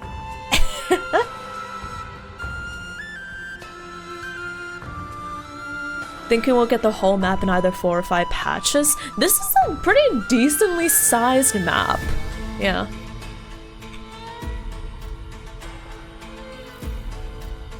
The moonlit land, where those drawn in by various powers wage bitter wars without end. Oh, okay, perfect. Wait, scroll up.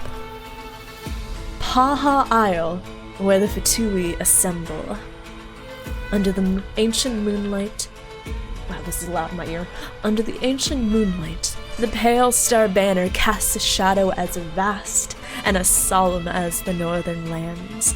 In the established Kuvaki and Experimental Design Bureau, countless mechanisms churn and whirl at all hours of night and day. What rebellious designs does the Forge Hammer's dull thunder conceal? Even their own soldiers stand in ignorance, blind as the anvil. That line kind of goes hard. Even their own soldiers stand in ignorance, blind as the anvil. So, an anvil is like a tool used for shaping weapons. So, are those soldiers the tools used to shape the Tsaritsa's rebellion against Celestia?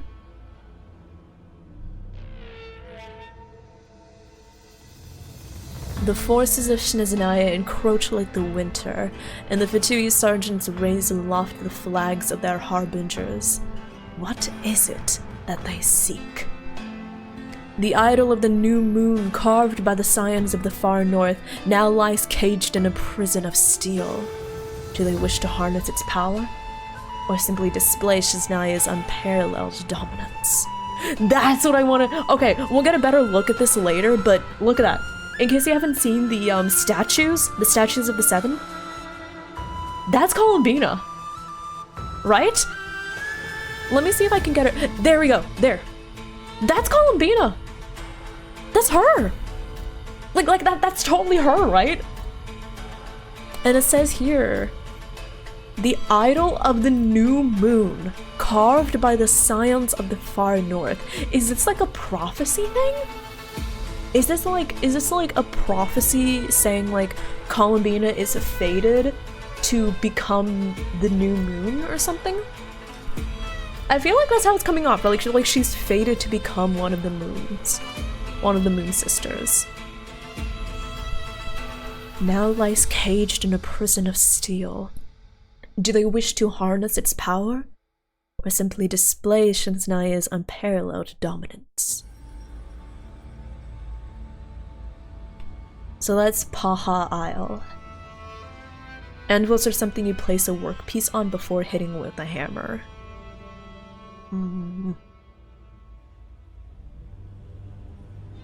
Oh, Paha means thigh in Indonesia? Thigh Isle? So that was the Fatui's like main stronghold in Notcry. And then we come to Hisi Island, remnants of the moonlit world. The remnants of the far north still dwell among the ashen woods and tundras. Their golden city has long since turned to ash, their distant ancestral homeland consumed by the court of creation. Yet these proud descendants light primordial lanterns against the pitch darkness of a withering tide, spinning distant ancient hymns, praying for the new moon's protection.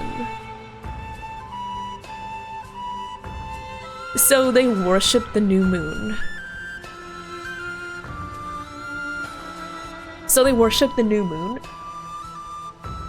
But they oppose the Fatui? That's gonna be kind of awkward though. Wait. Wait.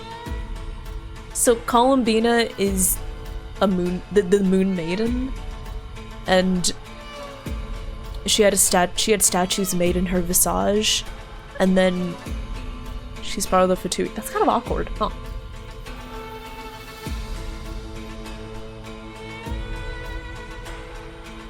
Their architecture looks similar to Enkanomiya.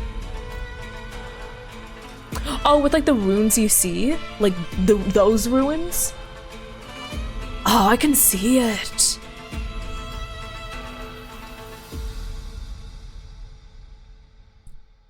Oh, she's so pretty. I love her. For 5 centuries, generations of moon chanters have followed the commandments left by the first leader of the Frost Moon Scions, guiding their devotees to uphold benevolence and faith, striving to avoid conflict with outsiders at all costs. Yet with the arrival of the Fatui, the Scions long held tranquility, and their endless supplications to their goddess may now give way to creeping twilight gloom.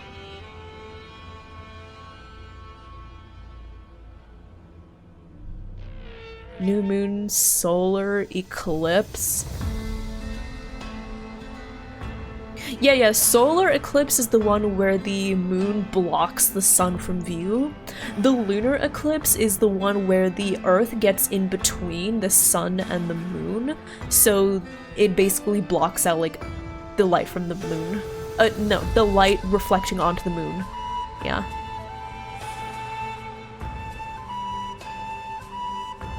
Also, let me turn on the light in my room, one sec.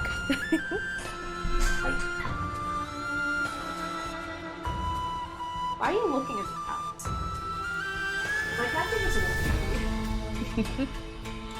Is there a connection to Conria in there somewhere? I feel like there's a lot of connections amongst these ancient civilizations, but I don't know exactly what those connections would be. I will say 5 centuries, yeah, 500 years.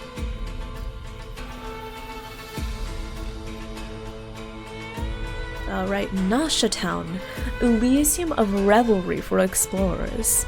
No matter where you're from, no matter where you stand in society, and no matter how much moral you have to your name, this is a paradise. And paradise. Typo. Minor spelling mistake. This is a paradise for those whose hearts are filled with hope. Riches, lies, schemes, and sincerity surge beneath the same quilt of raucous laughter. as Notcry's most prosperous trading port. The first lesson newcomers learn here is always the same. Keep your Mora close to your chest. You wish to buy a weapon? Absolutely, this here is Notcry's second best forge. Why second best, you ask? Well, if you mean I know, I'm sure it'll be perfectly clear. You can buy anything you want here, as long as you can pay the price. Oh, Catherine's here. Psst, just a little warning. The grown-ups here are sneaky and love ripping off passing adventurers. Huh? You wanna know if kids can be trusted? Well, you'll just have to find out, won't you? The presence of the abyss grows. The pitch-dark withering tide whispers amidst the silence of frigid nights, awaiting its moment to rend the ever-thinning veil and devour those frail souls within. In the shadows where rules cannot reach, even death is no respite from torment. Interesting I point out rules and death, because remember that rules is a common way of referring to the heavenly principles, right? They refer to the heavenly principles by a lot of names. The heavenly principles, Celestia, the primordial one. They also refer to the heavenly principles as simply the rules. In the shadows where rules cannot reach, even death is no respite from torment. In the age when the seven lights of the firmament had not yet shone upon the land, the now shameless ruler raised the heavenly moons to govern the cyclical tides of the world in their stead.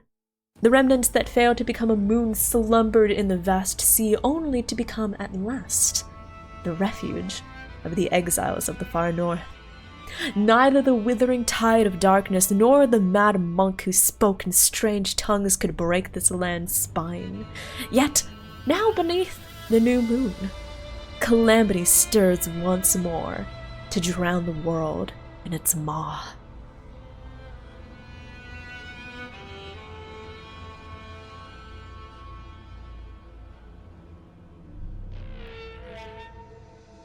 Respite? I've heard it pronounced both ways. I just always default to respite, to be honest. Ooh! Okay, wait. I'll look at that later. For now, thank you, X14. Thank you for the reminder. We have ads incoming. I am going to actually go to the bathroom. Yeah, I'm gonna go to the bathroom. I'm going to get maybe a little snack to tide myself over. And then we are going to actually play some Genshin. How do y'all feel about some Genshining? Okay. Go piss girl, thank you. I'm actually going to let the trailer play out one more time while I go to the bathroom. Okay. Yeah, ads are starting soon, so I'm just gonna mute. BRB, and have a good one last trailer watch.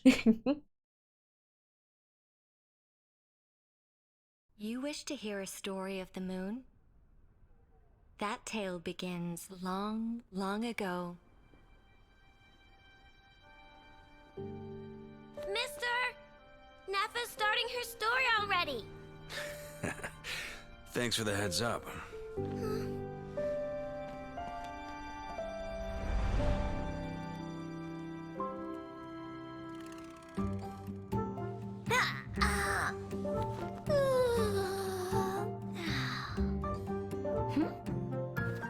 Oh, the moon's a long way off.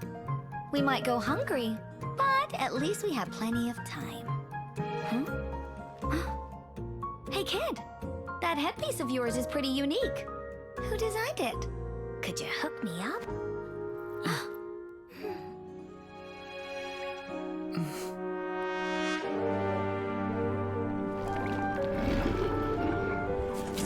In that era, there was no boundary between life and death.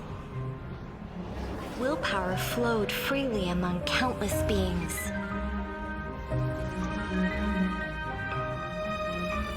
The primordial being that once ruled this planet made 3 moons rise from the earth.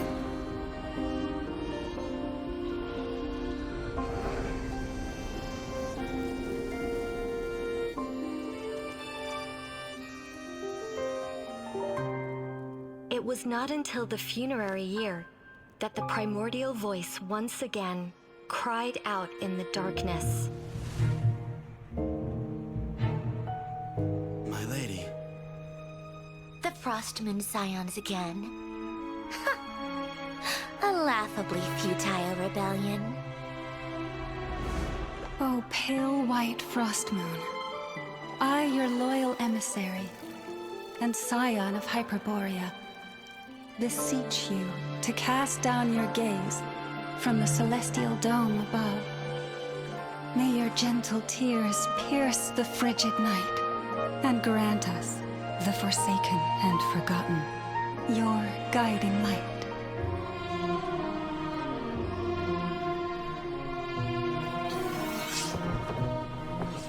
You didn't come here for the story, did you? Huh. Finished already, huh? No.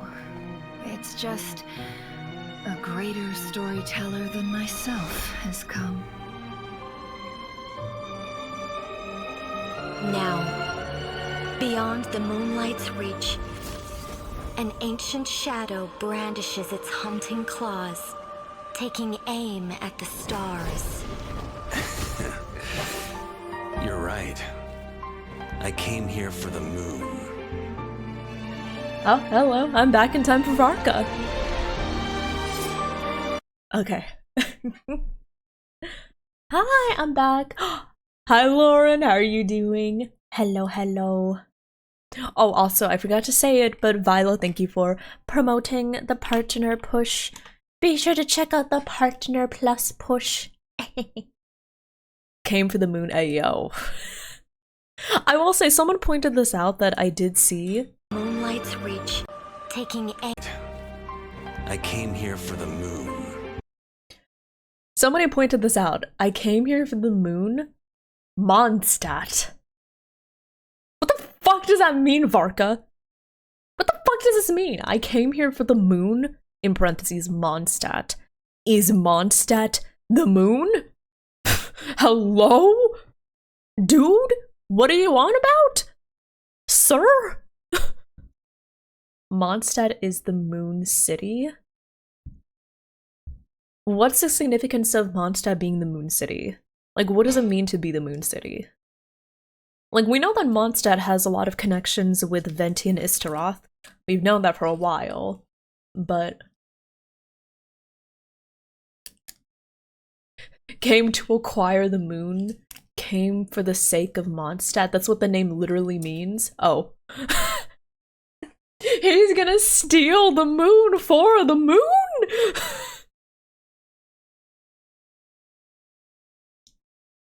So is he just being fun and edging, being like, ah yeah, I came here for the moon. And it's like, that moon in the sky? No, like, Moon City, like Mondstadt. Couldn't you have just said Mondstadt? No, it was cooler this way. he just said moon instead of Mondstadt for like vibes, you know? He's gonna move Mondstadt to the real moon! Also, hi CJ, you managed to pull for Lova? Congratulations! I saw the Wuwa update was finished. Congrats. You take the moon, and you take the moon, and you take the moon, and you take the moon. Okay. But yeah, there we go. That was the, Mute that. But yes, I did get the primos. There we go. Ta-da! Nahida refers to herself as the moon. I remember that! I saw Inkly playing the Sumeru Archon quest literally like last week. And Nahida was like, what was it, blah blah blah, I'm the moon. I remember when I first played that quest, I didn't even remember that line was there. But then I saw that and I was like, hello? What do you mean you're the moon? Huh? Are there any more moons we should know about? Yo, there's like a lot of like moon terminology. Like there's a lot of moon references. Let me see. First, let me just claim my daily stuff. you're using your guaranteed for a Nefa? Nice! I think I unfortunately have to skip a Nefa because I really, really want to save our dear mommy! Yeah, let me just quickly... Yes, Catherine. We love you, Catherine. Also, this is something I love showing to everyone that didn't know about it. I want to show it to y'all. Did y'all know that we've known about Istaroth since Mondstadt? Since like 1.0? Ah shit, where is it? Oh fuck, I always forget where it is. Huh. Fuck. Where is that one temple? Where's that one temple? In that one world quest where we go to the island. Fuck. Paimon Moon? wait, let me see here.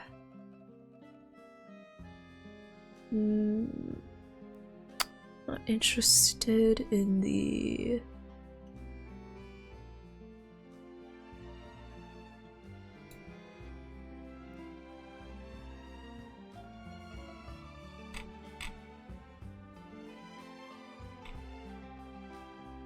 The unmapped island? I think so. But like, isn't there another one? Isn't there like...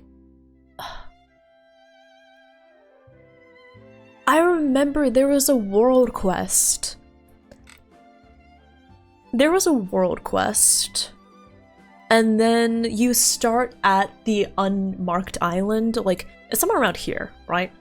Like we start somewhere around like here-ish, and then we go to like the mainland and we fight an Eye of the Storm. And then it's like there. Not the unmarked island, but like there on the mainland. Where is that place on the mainland? That's where I'm asking about. Do y'all remember that? The Thousand Winds Temple? I don't think it's the temple itself proper, but we'll look. It wasn't the actual temple, it was like a small... I like the rain. Small ruins. Oh wait, is it there? Hold on. There we go! These! Above the cliff. Thank you! Thank you! There we go! Oh my god. Take your true form. Sorry, Hilichurls, that had to happen. Anyways. Here is some interesting lore. Seeds of stories brought by the wind and cultivated by time. So, there's actually been a strong connection between Venti and Istaroth as far back as 1.0.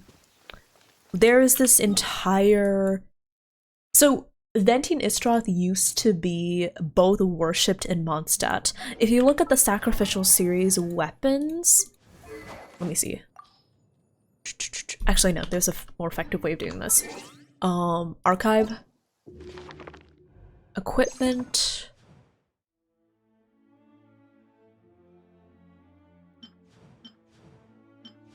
Get rid of all the news. Where is it up here? Well, there's Sacrificial Sword. On the cliff facing the eastern sea, the ancestors worshipped the masters of time and Animo together. The two are intimately related, as expressed in the saying, "Animo brings story," while time nurtures them. This sword tells a story of protection to show the courage to protect. Originally just a prop, its blade was sharpened by the passage of time. There were 3 acts in the ceremony dedicated to the winds of time. The final act told a tale of the protection of Mondstadt, of life, and of freedom. The ceremony and its history have now been lost, but the Gonodor clan continues to act as guardians of Mondstadt to this day.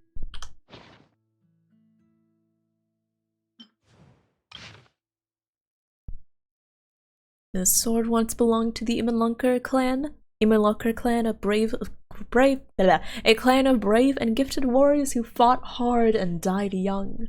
In sacrificial ceremonies, they would enact duels between brave warriors stained black with blood.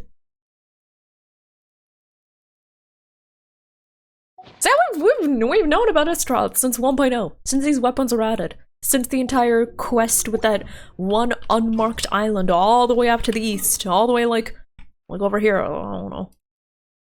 Where is it? It's like around here or something, right? Do you want to take a trip to the island? It'll be freaking easy with Freyna. Oh my god. Kids these days have it so easy. All they have to do is bust out their Freyna and they can just run over to the island. I lived in the ages before we had all of these easy characters. I lived before we even had Aika. You know how I got to the... Do you want to know how I got to the unmarked island? The first time I played this? It's kind of a hilarious story, but it was before Aika had come out. I was not good enough with the Kaya bridges, the ice bridges, the classic way back in the day. Do you know what I did? See that cliff? See that cliff? So I jumped off that cliff, went as far as I could. This is before Kazuha came out. Went as far as I could. And when I landed in the water, maybe like around here or something, I was running out of stamina. So do you know what I did? I sat and I floated in the water, because if you just float in the water, your stamina doesn't go down. It's only when you move. So I ate stamina food, swam as far as I could, waited 5 minutes, ate more stamina food, swam as far as I could, rinse and repeat. This process took me the better part of 30 minutes. And then here, I'm just running. Look at this. Look at this. It's so much easier these days. Well, when Aika came out, people are like, "Oh my god, ice bridging is ruined now." And then Freyna was like, "Hold my sword."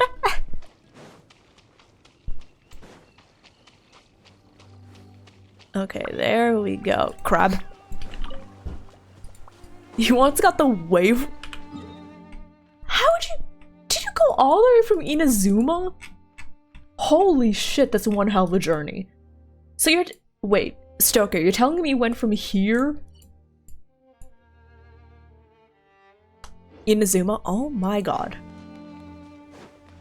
Holy shit. I commend you for the dedication. Stories brought on the wind will bloom into legends in due time. Something that someone pointed out that I found interesting was there's a lot of talk about stories, right? There's a lot of talk about stories, about fairy tales. A lot of the most interesting stories in Genshin are written as fairy tales. The Pale Princess and the Six Pygmies, the story of the Battle Pass, they're all legends, they're all stories, fables, myths. And somebody brought up, isn't it interesting how we have these stories and these fables in a world where Irminsul can rewrite people's recollections of history? And I find it interesting how... Hi, Belle. Don't you remember that one part in Nahida's...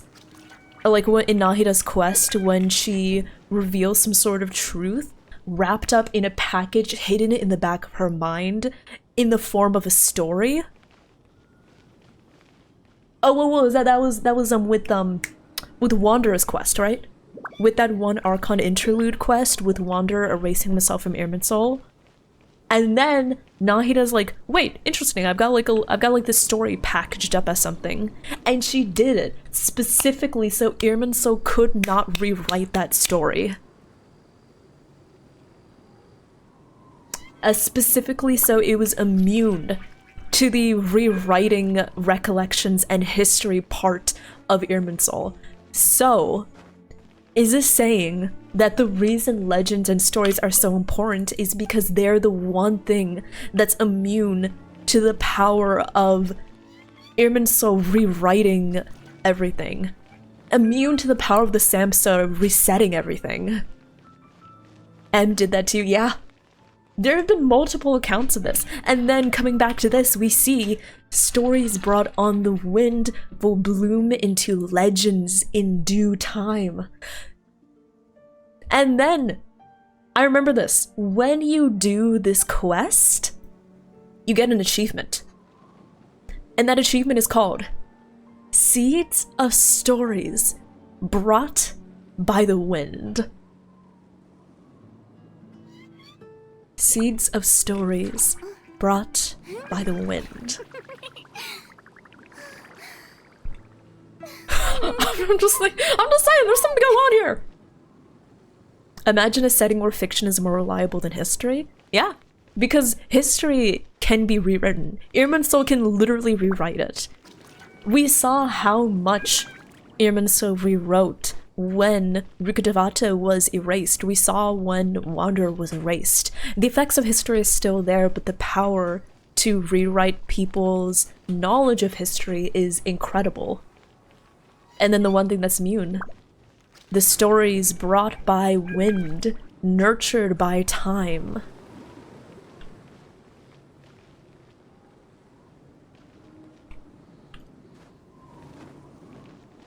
Ultimately, I don't know what exactly this means for the lore. I'm just a nerd and I like saying deep shit.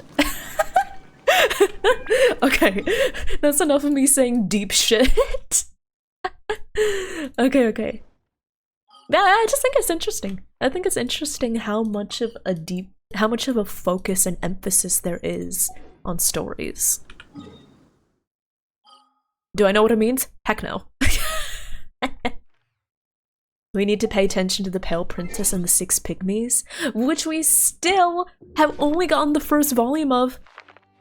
This thing, Pale Princess and the Six Pygmies, this is the book that... What was it? In case I don't remember, this is the book in Lisa's story quest that we steal back from the Abyss Mage, because the Abyss Mage says this contains the secret. This has the secret. And we're like, what does that mean? This has something in this means something, but what does it mean? And in the almost 5 years since Genshin was released, oh my god, 5 years, not a single other volume has been released.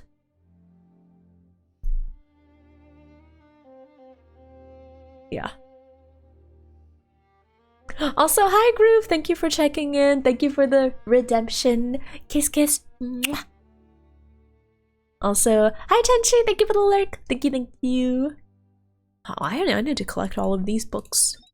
La chanson d'Achilles.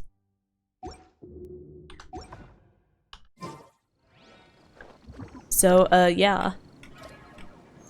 Now what do we do? Now what do we do? Oh, I should do this while I yap.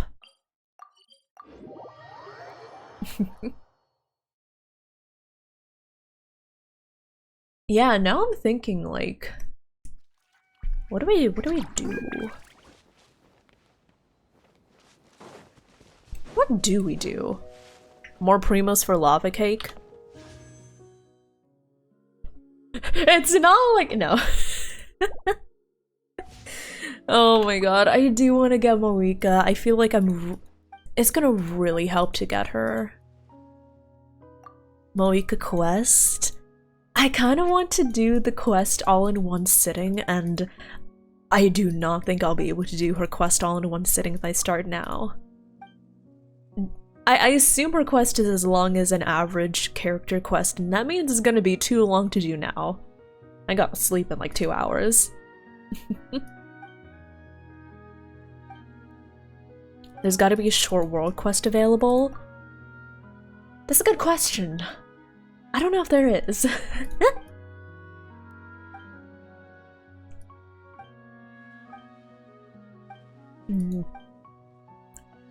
Need to factor in the yapping? Yeah, even if it takes somebody like 2 hours, me, 5.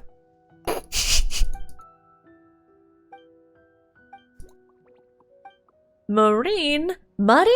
Like from Hololive?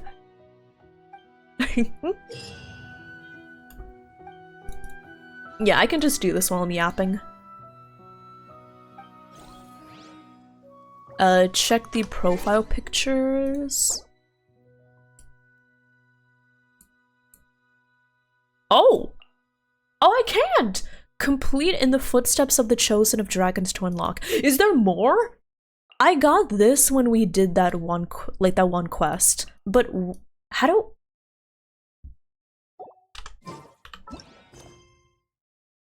That's Malvika's quest. That is Sitlali, that is Varessa. There's some minor Biscotti quests we haven't done. Oh! Okay. Let's do it! After I do a bit of this because I want to yap. Is it generally... Oh, that's a good question, Mock. Let me see. Out of curiosity, is it generally better to get signature weapons or C1 when vertically investing in a character? I would say for a DPS character, generally better to get signature weapons. For support characters, it can depend. Like for support sub-DPS characters, I would say it depends. But I would say generally, there are exceptions, but like generally for a DPS character, you'll want to get the signature weapon. If you really want to invest in them very much, because like I feel like for a lot of DPS characters, their signature just is unfairly so extremely suitable for them, but for supports and sub DPS, it's a little less important. And then we have to take into account like Stygian Onslaught, where like pretty much all support characters, you'll just throw Favonius onto them, right? Okay, sounds good, Chris. Thank you so much for stopping by. And sounds good, Karai. Have a good note. Good note, good note.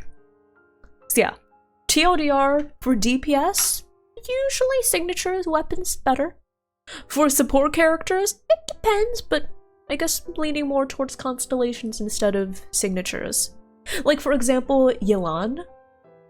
It's very tempting to go, for example, for Yelan's signature weapon, but if she's not C1 already, she can struggle with energy, so at C0, you might actually just get more benefit out of giving her something like Favonius. Because, like, the crit damage from Aqua Simulacra is great. Like, crit damage, you get crit stats, but, like, somebody put this very succinctly. You can have as many crit stats as you want as Yelan, but if she can't burst, that damage, those crit stats are gonna be wasted. So as much as we like the shiny critical hit numbers, you gotta remember that a lot of the times, getting their bursts up consistently is more important than the big shiny crit numbers. Especially when it comes to Stygian Onslaught.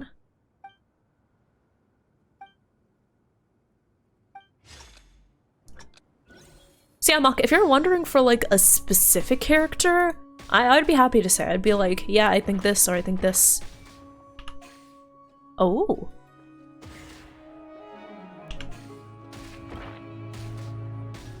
Crits mean nothing if damage is shit. True, or if you don't even get the opportunity to do like the damage window, you know? Oh, wait. Yeah, there we go. And then this is... Oh, this is the big boy one. Okay. Oh, so we can do... Whoop-pow! Whoop-pow!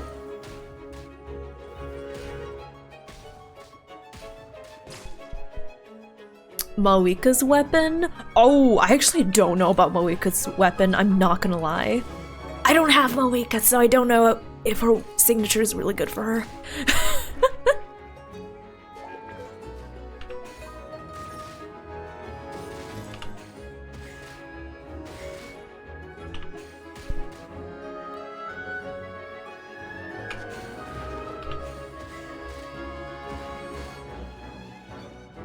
Okay.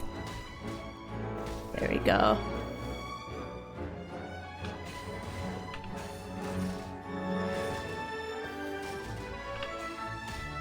Oh wait. No. Okay. Oh, pfft. Oops.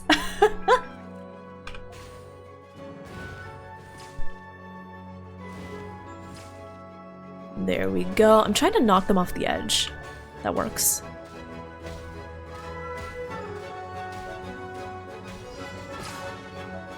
Oh. Oops.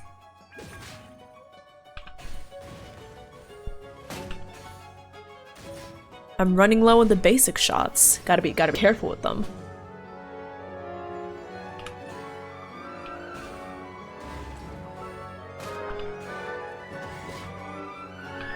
Excuse me.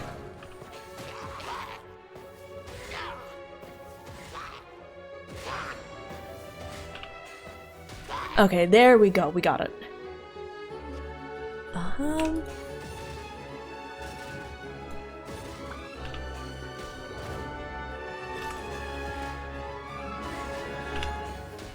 Okay. Oh, maybe I shouldn't be so, maybe I shouldn't be dilly-dallying around my ammo so much.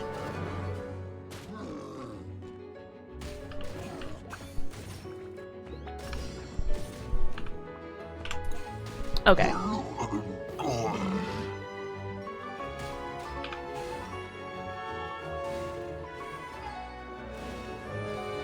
Ooh, okay. Good vaporize. Great vaporize. Oh, look at that reverse vape setup I got going on. Okay.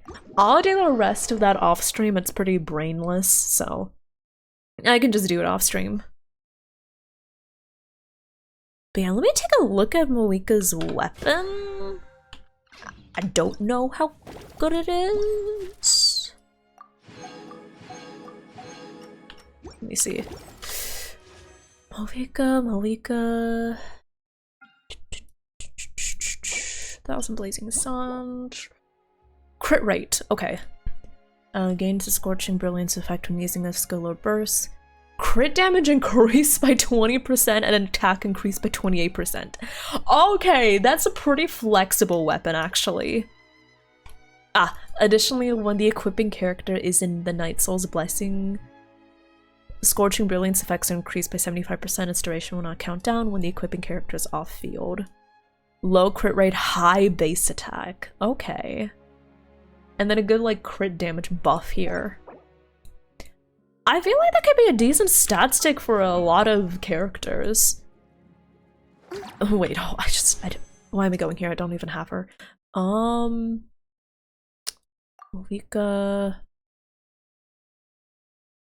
Hello? Wait, how do I... Fine, I'll go to the character.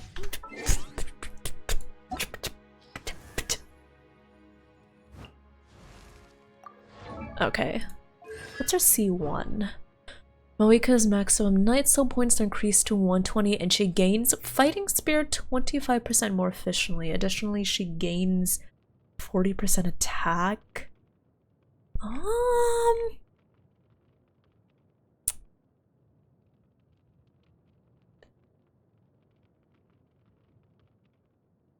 I don't know how good her constellation is. Yeah, I'm gonna be honest, I don't know how good her C1 is.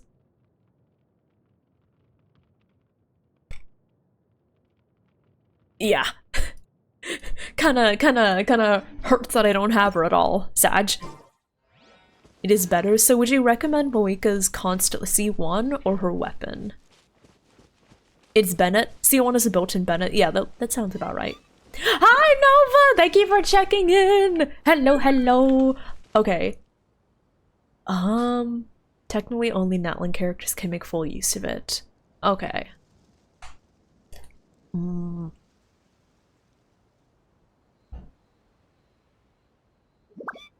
Yeah, so, I mean, I feel like Serpent Spine would be fine for Moika, but I don't know.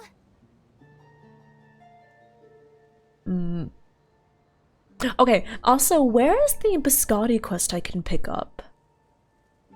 There's some minor biscotti quests you haven't picked up. That includes the Stash Kid, as well as the minor Ochka quests. Alright, might as well see if I can, might as well see if I can look around, find some quests I can pick up. Yeah. Oh! Oh! Oh no, Belle! I'm so sorry! Are you okay? I'm so sorry, baby. Oh no! Are you okay? Oh, baby.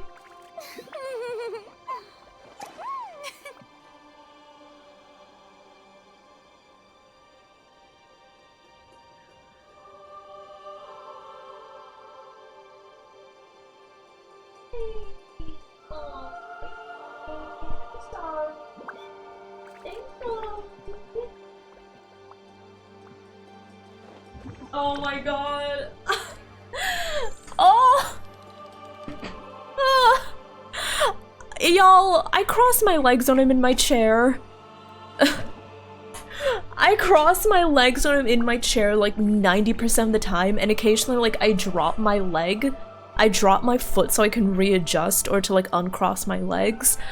I didn't realize but Belle was under my chair! Oh, Belle, I'm so okay, she's fine. She's okay. Oh, I'm sorry, Belle. I hit her a little bit with my foot because she was under my chair. Baby, I'm so sorry. Oh, are you okay? Well, she's accepting pets, so like I think she's fine. Baby, baby. Oh, good girl. Oh, I'm sorry, it was an accident. Oh.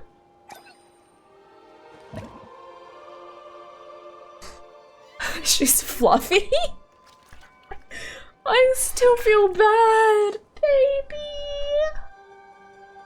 Like Belle, she looks fine. She's rolling over, she's purring, she's like sitting. But like I just feel so bad. I just feel so bad. I'm so sorry. Hi Nerd, thank you for checking in. Hello, hello. Okay. Where can I pick up some quests here? Stash Kid does have an icon. Wait, isn't Stash Kid over in like here? No, not here. Isn't Stash Kid like over here? So, wait, where's Stash Kid? Oh. Found him. Aw, okay, she's fine, yeah. Bao got hit by the rock candy. Yeah.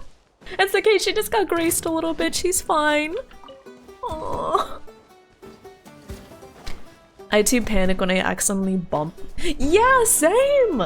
Like, I feel so bad. And like, the thing is, I always worry that they, you know, because they can't communicate how they're feeling. So, I'm always so constantly worried that like, I've hurt them and they're just thinking that they're hurting, but they can't communicate it to me, so I don't know!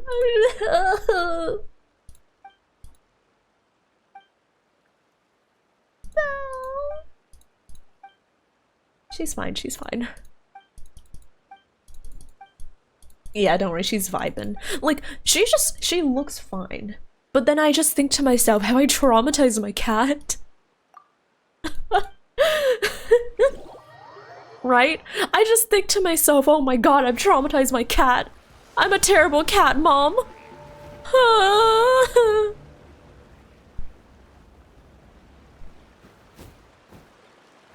Also, hello? Where am I going?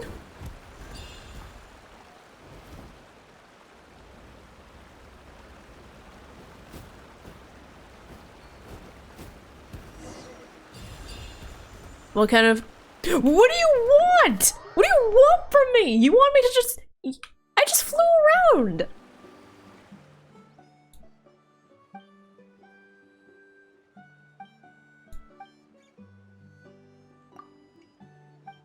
body language. In terms of body language, she's just acting like normal, you know? Like she's vibing, she's laying on the carpet. Oh, okay.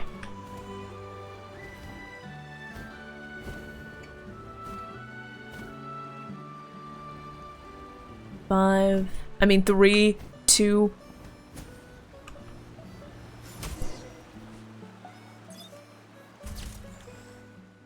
Okay, there we go. Okay. Just have to— do we just have to keep doing his photo shoots and everything?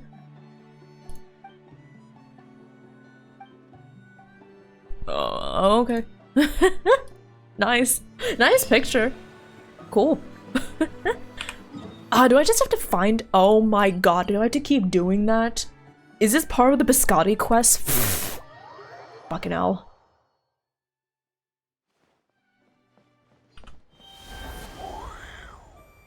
My Russian blue is nearly impossible for me to see in the dark. She likes to dart about my legs. Same! Same, Nerdon! My cat— one of my cats, Leo, he loves just like stepping in front of my legs. So when I walk, he just like steps. And I'm like, Leo, you don't want me to step on you, that would hurt! You know? And then Belle likes to— I told you about how I have a habit of, you know, letting my legs drop and then dangling them from my chair, and I also like to kick my legs back and forth, which it's a really bad thing considering Belle likes to hang around near my feet. Right? I don't want to hurt them! But like, I just have this, you know, I just have this habit, like this reflexive habit where I just feel more comfortable if I kick my legs. I don't want to hurt her, but also I'm like, I want to feel comfy, you know? Hi, Dandy! Hello, hello! Is that a bird? Yes. Well, kind of. It's a bird dinosaur. More so a dinosaur. It's a dinosaur! How are you doing? How have you been? Hello, hello. Tapetlosaurus, carefully, don't want to disturb it. Oh! Babies! Oh, babies!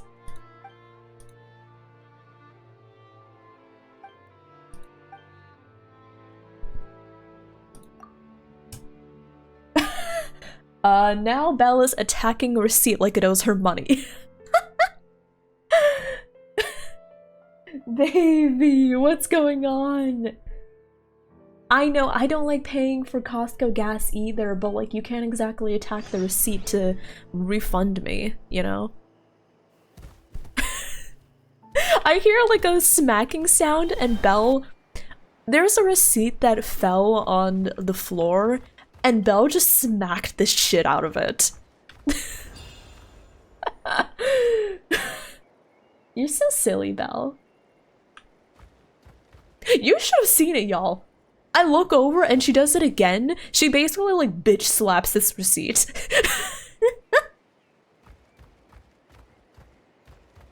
Hello? Wait, let me see. It told me to go approach the Tapetlosaur without scaring them, right?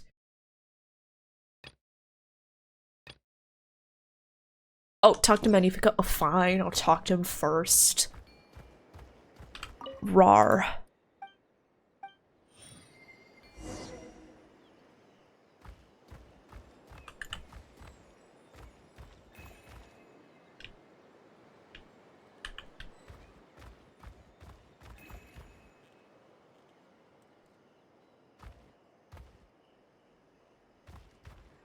Is like what missing there's je ne sais quoi.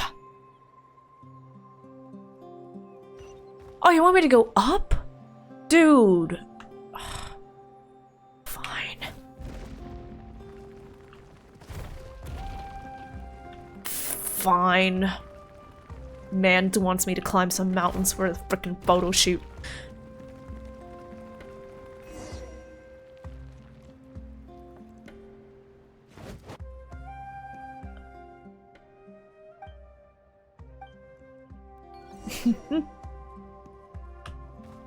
Smol? Oh, this? More dinosaurs! So kind of like, one of the main gimmicks about Natlan is that There are a bunch of these saurian creatures that kind of like dinosaurs, and you can get their abilities by basically possessing them, I guess.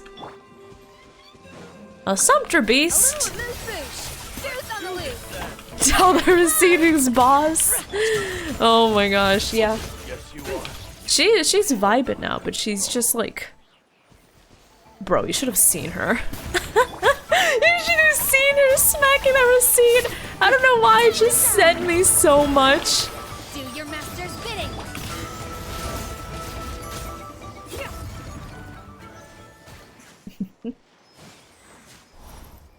Hi, are you calm now?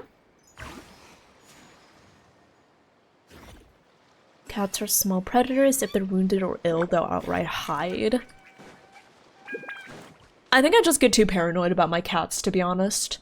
Like, okay, for example, this morning, my cat was really lethargic and I was like, oh god, has he been poisoned? Is he dying? I poked him and he was like, what? And he was just normal. And then, like, if, for example, they're hiding for longer than usual, Belle was hiding for longer than usual this weekend, and I was like, is she hurt? Is she sick? Is she gonna die? I don't want them to get hurt. I don't want them to get sick or injured. They're my babies. They don't have a health meter? Yeah, they don't have a health meter. And also, I've been told that cats are pretty good at hiding when they're in pain. Right? This is what I've heard. I've heard that cats are pretty good at hiding when they're in pain, so they tend to not, like, do anything about it unless it's, like, really, really painful. I just wish I could understand them. I wish I could communicate with my cats. I wish I could be like, are you okay? Are you hurting? Are you feeling bad?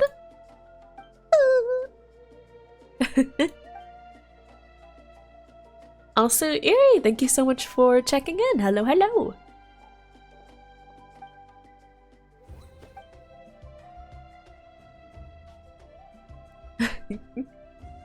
I'm a first-time cat mom. Yeah. Yeah, I really. I did not think... Oh, not yet. Okay. So, we still have to do more of the Magnifico quests. No, not Magnifico quests, but like... We still have to do more quests with Biscotti. I think somebody pointed it out, but I don't remember what they said. Where's some more Biscotti quests? The cliff above the weapon domain? Wait, here? Yeah, I didn't expect to love these cats so much, but I've fallen in love with them now, and they're my babies. They're my little babies. And I couldn't let anything bad happen to them. I'd be so sad. I'll check there afterwards. Above the weapon domain.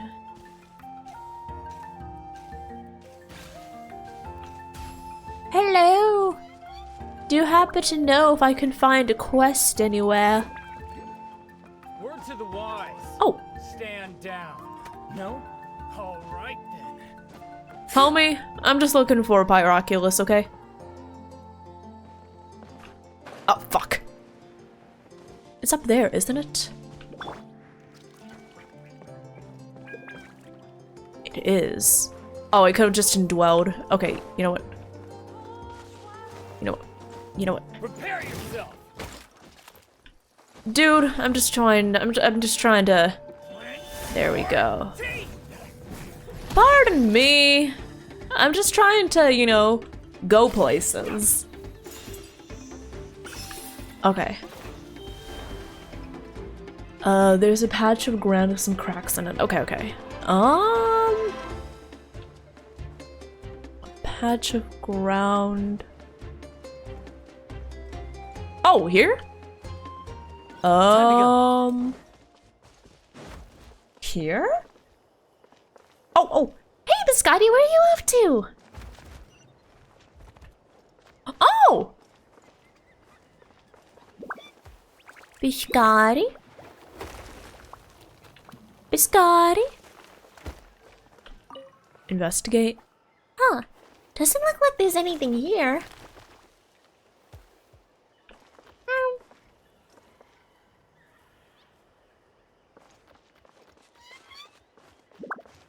Here, maybe? Biscotti! Oh my god. Hi, Stuff. Thank you for checking in. Hi, Roberto. Thank you for checking in. Hello. How are y'all doing? Are y'all excited? Are y'all excited for Natlan? Natlan. Why did I say Natlan? Not cry. Is it because they both begin with N? Are y'all excited for Not Cry? I am. Oh my god, I'm so excited.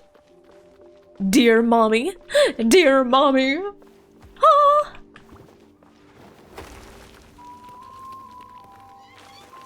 Multi-day quest. Okay. Wow, you managed to dig something up?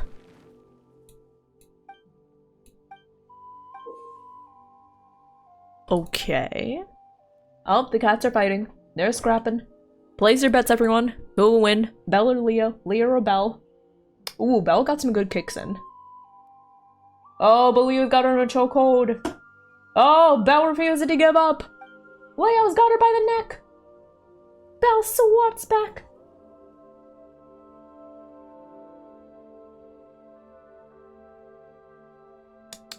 Leo. Belle, it's time for her to rise up. I always bet on Belle, and the fight always ends before there's a winner. Because here's how the fight always goes. Leo will always start the fight with Belle. He will always play too rough, and Belle like smacks back at him trying to defend herself, and then Leo takes that as a sign they're going to start play fighting, and then they start actually fighting, and Belle hisses because she's like, what are you doing? Huh, you're mean.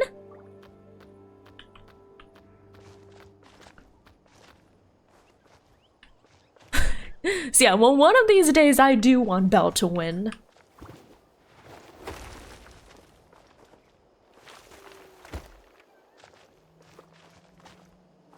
Aww. And then Leo gets really sad that she won't play with him. And I'm like, dude, you should have just been nicer to her in the first place, right?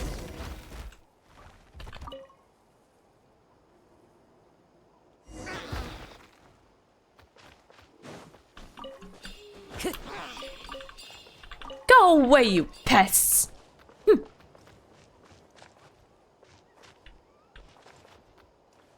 In trying the filler arc allegations, they risk making version 7 the filler instead. I understand the concern, but considering the number of...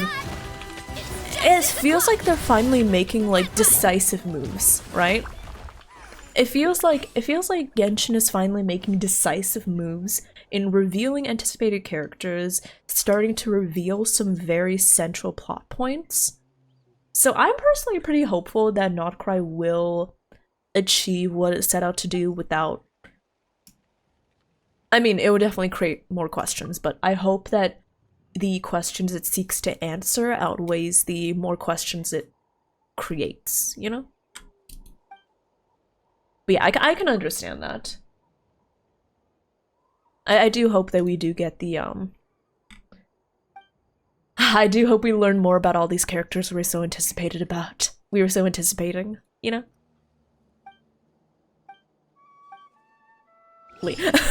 Actually, Leo's the older sibling, I think. I don't know if Belle or Leo's older, but I will say Belle was the runt. Belle was the runt of the litter. That much I remember Grox telling me about like the cats. Belle was the runt of the litter.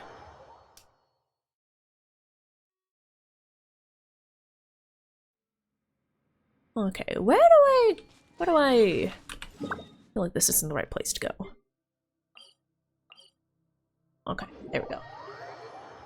She was a little bubble. Yeah, she was a little bubble. And I love her. And I'll always love her. Little baby. Also, Irmi, hello. Varka doesn't have facial hair. Honestly, that's kind of a mood. Am I glad that he didn't end up being like a twig, a twink? Yes. Would I have liked to see him with facial hair? Oh, like some stubble would have been great. Yeah, I just hope that he's buff. I just hope he's buff. Listen, as long as he ends up closer to Risley and not Ito, I'll be happy.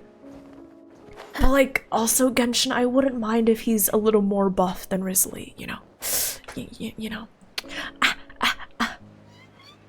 Look out below! What's wrong with twinks? Nothing is wrong with twinks. I love twinks.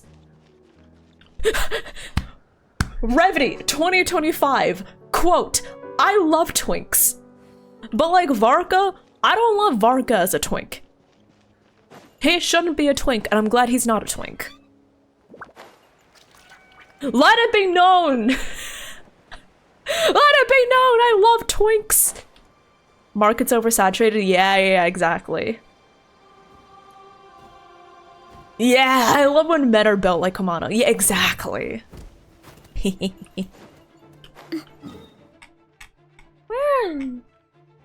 What? Let me see. Oh, there is...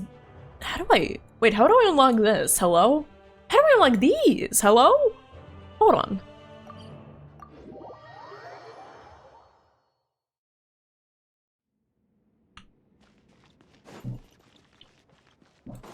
Hold on. How? Did I just neglect to unlock those waypoints? Oh, and a chest! I do need to get my exploration up because 60s, 70% exploration? That is disappointing, Revy. I gotta look at all this. Look at all this. 100%, 100%, 100%. Ignore shiny veil. It's new. I gotta get these up to 100%. You know. Look at my Inazuma exploration. My Sumeru exploration is sadly not there, but like it's all in the 90s. But then look at Fontaine, 70s, 80s, and Natlan, 60s. I do need to get my exploration up. Holy shit, I've been slacking. Maybe we should do just like an exploration stream. Just like I chat and run around and look for chests.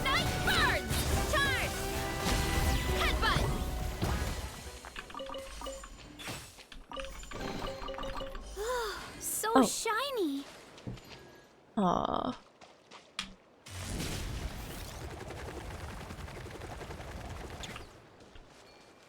Yeah, there we go. Let's go on one of these. You're grinding primos? Best of luck! Are you saving for anyone in particular? I assume, are you saving for Varka?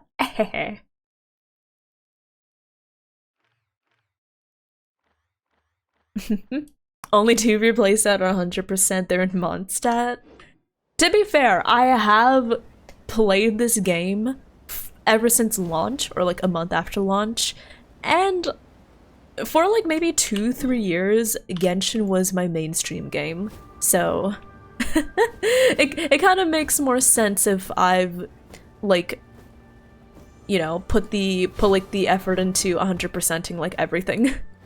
Like, keep in mind, there was a time. Oh my god, there was a time, really. There was a time where I played this game and only this game.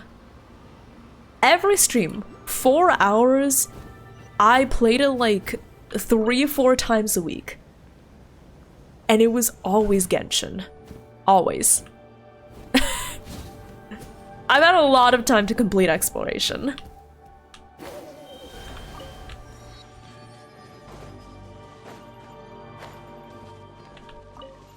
Let's see. Oh, there we go. Hello. Well, I've gotten that. How do I get? Do I need to?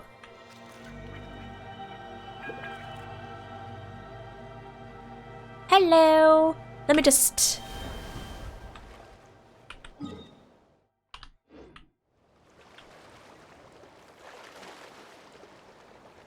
Should you move your list? Oh, yes, Stoker.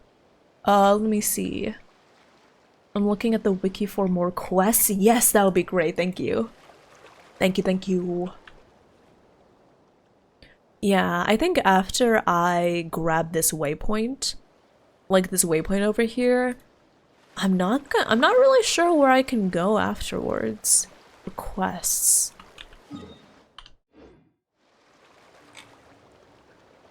Three years? Holy shit! 4 years? God damn! But yeah, I've played a lot of Genshin. 2.5 years! God damn, y'all have been here for a while! Holy shit!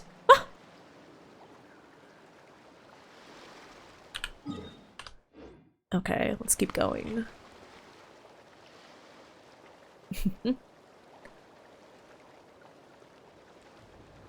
Oh, wait.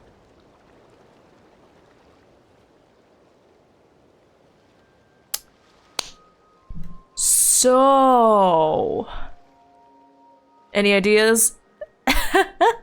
What if we just make a really, really tall tower? Surely nothing bad will happen if we just make a really tall tower, right? Huh. Huh.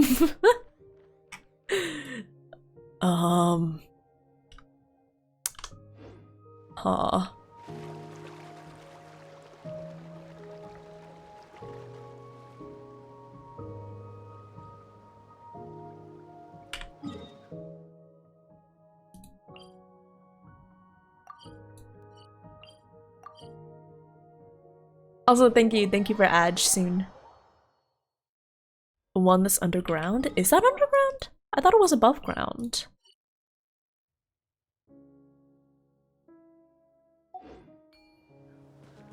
Yeah, how do I get there without having to, like, go there? Like, glide there?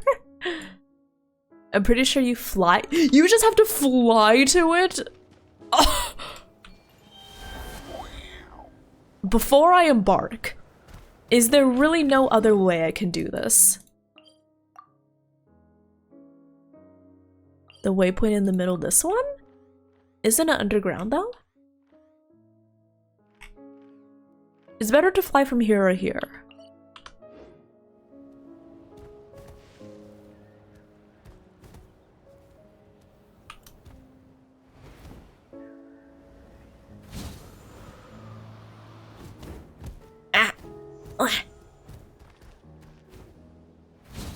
Okay, I'll just follow the infinite energy then.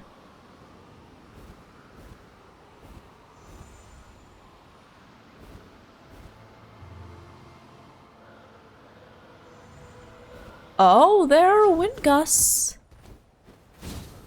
Okay, there are some plenty strong wind gusts. Okay then.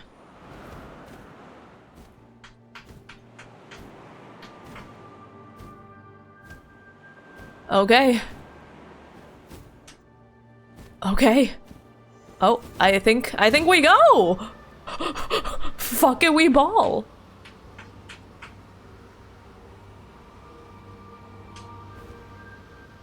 Fuck, I need to go to that island. Yeah, I need to go to that island. Oh, wait, hold on. And yes, that is Leo punching his litter box. Leo, you little bastard. Hi, Trenny. Hi, Leo. He's a cute little full-time bastard, huh? Listen, ever since I started watching that Jaden... Okay, y'all, I'm gonna be honest. I only started watching Jaden animations really recently. I just never... I've heard of Jaden animations!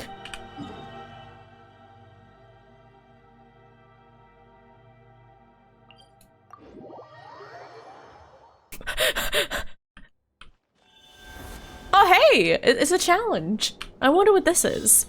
Oh, interesting. Never played this before. Wowee. Make sure I don't fall.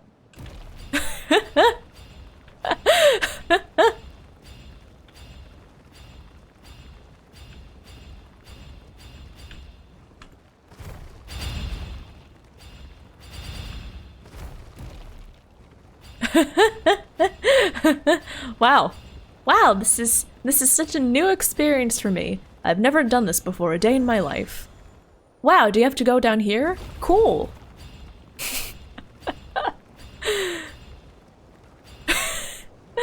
Don't clip it. Don't clip my shame. Oh my god.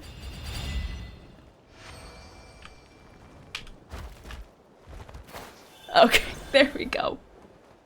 We're fine. It's fine. The ADHD is strong with this one? How did you know? Okay, where were we? Let's go back. Let's go back to that island. That one? Yeah, that one. Okay.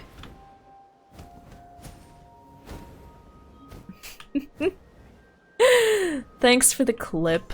Much appreciated. Oh, you can see the desert. Look.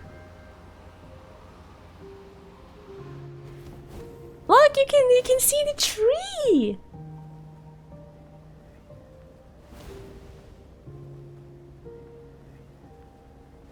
Wow. So you can see the tree in the desert, you can see the pyramid. Is that?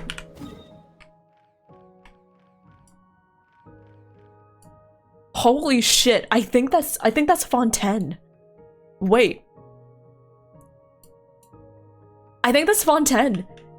Do you see that? Oh, that's Fontaine! Look at that! Do you see it? Way off in the distance. Karam!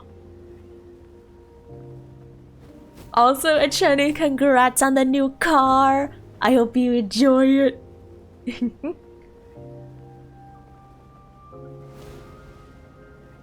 Also, I don't know if I'll make it, y'all.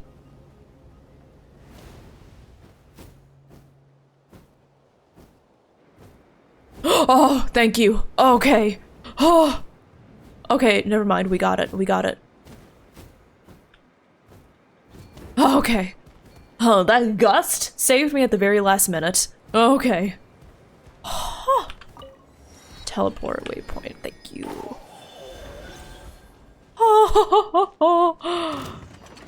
Bronze lock? Hello. Control breathing. Let's Wait, the Nefertiti's out? bring it. Do y'all want to watch it? Brave names echo. Oof, look out below. Smash down. Hey y'all, is this a local legend? I wasn't looking at the health bar. I looked at the health bar and I was like, huh. This isn't going down very fast. Oh no. This isn't a proper team, by the way. This is just an exploration team.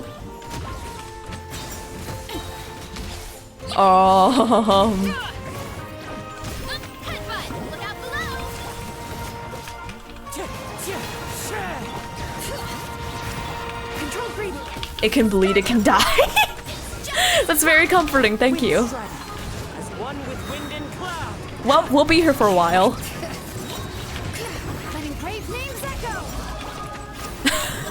We'll be here for a while, homies.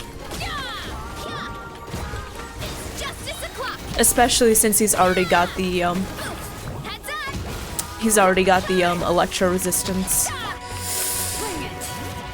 Oh, this is gonna take a hot minute. Can any of these even stun the guy?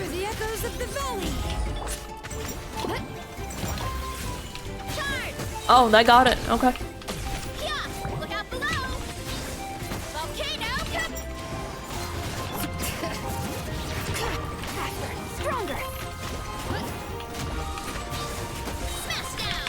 And it's back. I don't think any of my characters can reliably get the eye. Letting brave names echo. Quick as a flash. How long is this taking? Look out below. So, what do y'all think about the Inefa teaser, if you've seen it? What are your thoughts? Hey, did y'all know I'm pushing for Partner Plus?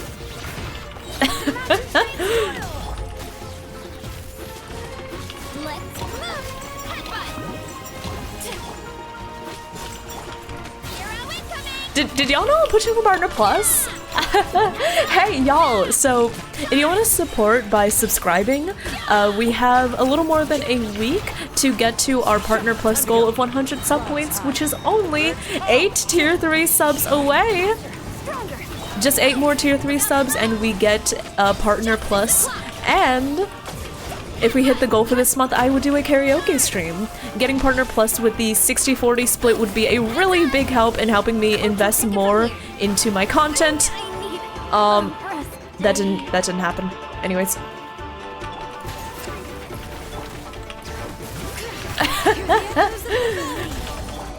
Hi, girls. How are you doing? Are we fighting a super tanky local legend? Maybe. We're fine. Maybe. Smile.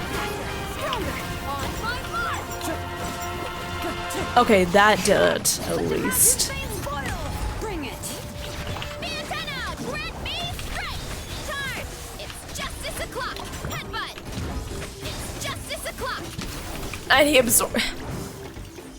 I hate how much Varessa's damage is nerfed because he absorbed the electro. Full speed ahead. Start them. Very excited to drain my bank account. Oh my god! I want Flynn's. Time to go. I want Flynn's. I want. Of course, I want Columbina. Of course, I want Dear Mommy. Oh, I'm gonna have nothing in my bank account! Ow! And underperformed. Well, rip Janssen. Youngster! Oh, Youngster, thank you so much for the Prime sub. Unfortunately, they actually don't count to the goal, but thank you so much regardless for your support. I really appreciate it. As one with wind and cloud. Okay, I will say, I'm not gonna lie, I do feel bad for constantly talking about it, right? I do feel bad for constantly talking about it, like, I trust y'all know how to, like, read the title. Don't worry, I trust y'all know how to read.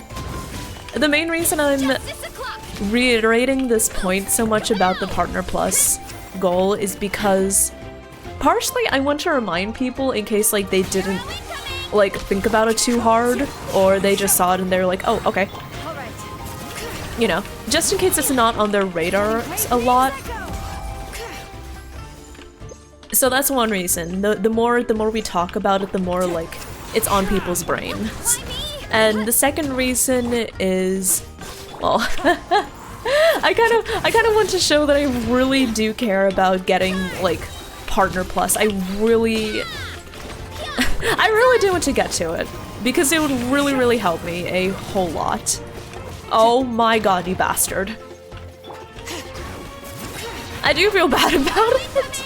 Like, I don't want to like, yeah, fuck you too. Fuck you too! You little son of a bitch. Okay, anyways. What was I saying? Also, Alt, I wish you best of luck on your journey. Good luck with Colleg. Oh, I remember those days. Ugh.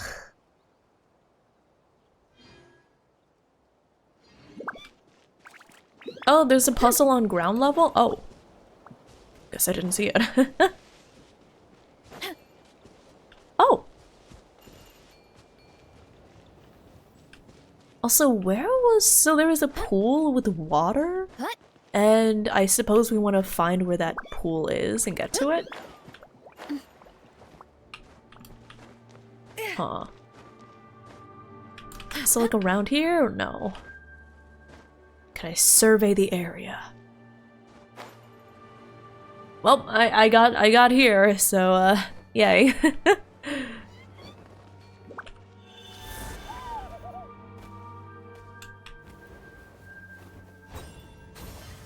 What can I do with this? Hi, Leo. Huh. Yeah?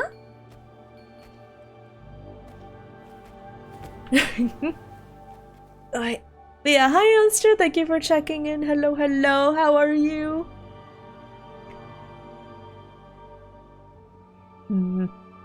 Favorite VA of all time is finally in Genshin. Oh, do you mean Flynn's? I heard that Flynn's JPVA is the same as Gojo's, and I'm like, oh. So what you're saying is I have to get Flynn's. Okay. I'm so excited. Prime is in shambles, yeah.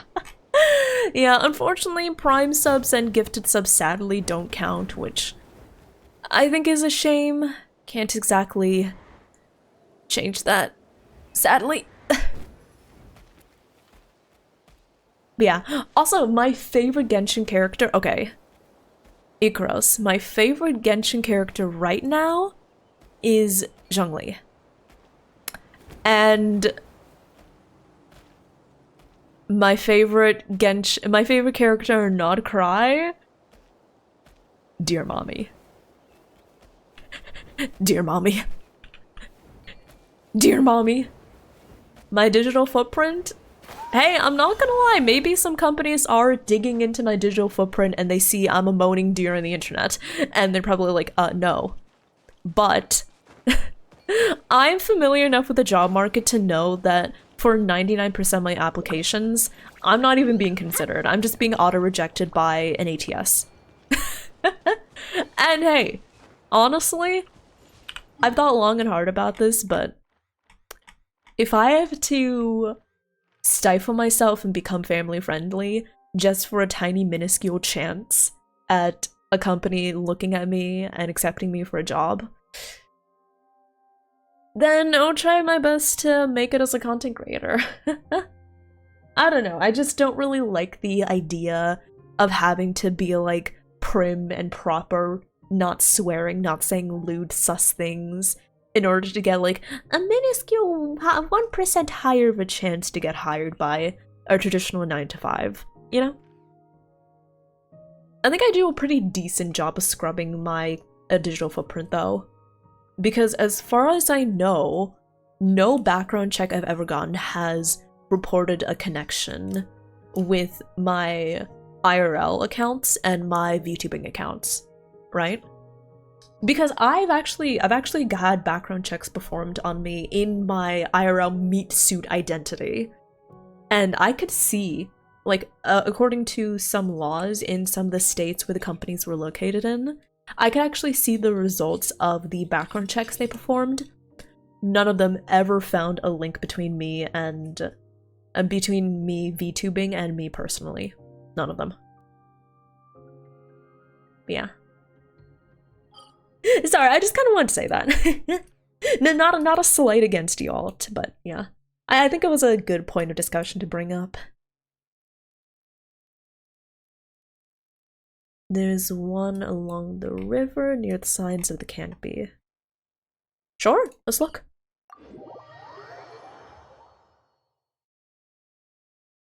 Dear love, dear. I do love the dear mommy. Also, have a good note, Vexus. I hope you enjoyed the Wuwa quest. Good note. Okay, let's see here. If your background check, oh, if your Tumblr ever showed up in a background check, oh yeah. Oh my god, yeah. Oh my god, if somehow, I don't think this will ever happen, maybe. But if any company were to discover the shit I wrote like the fanfics I wrote, I am so cooked. I am so fucking cooked.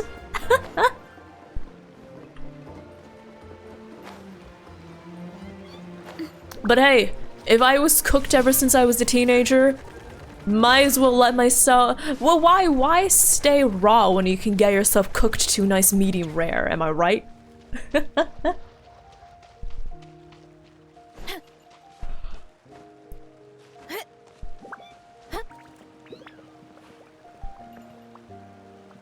I didn't see any quests. Should I keep looking? Getting a little farther away. Oh.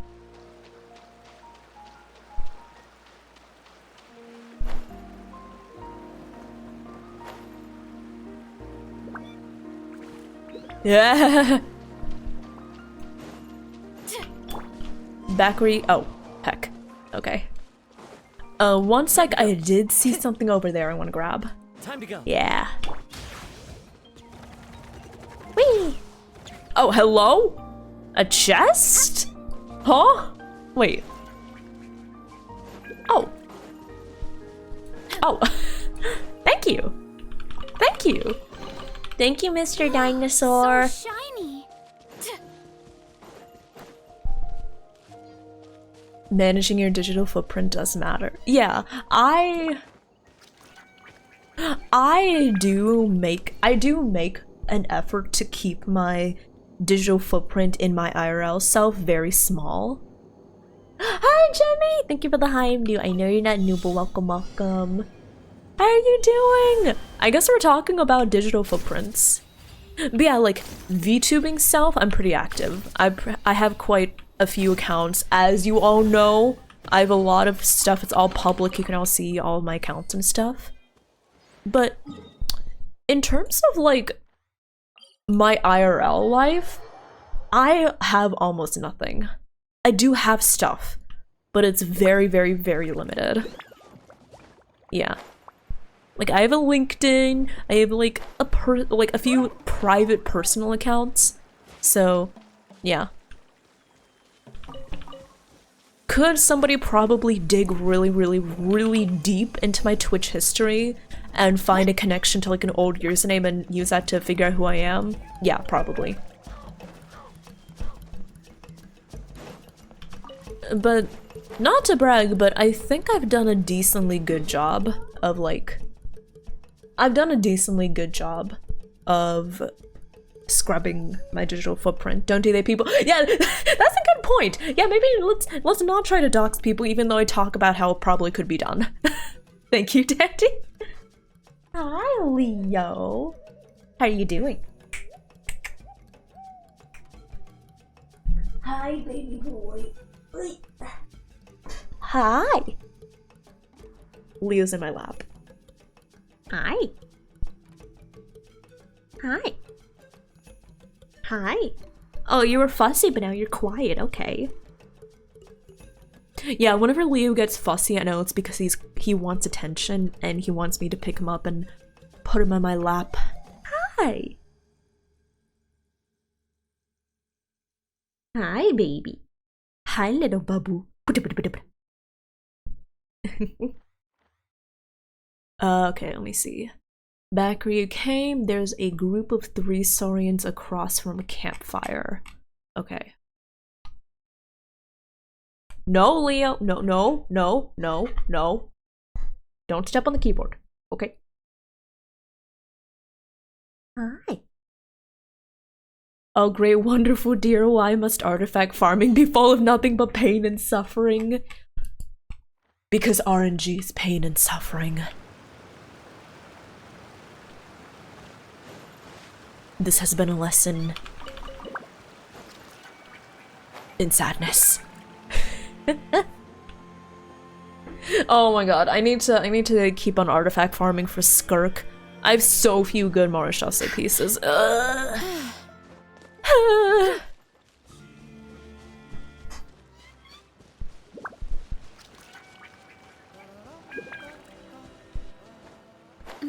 Okay.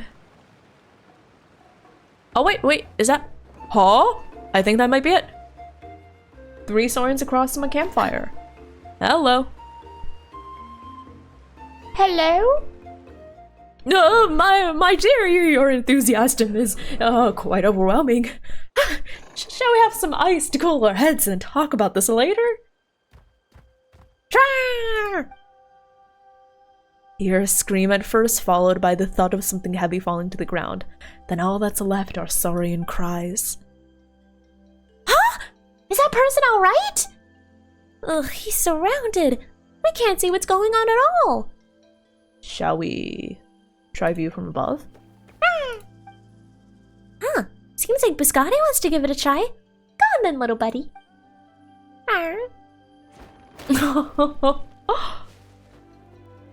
I wouldn't call that a view from above, but okay, dude.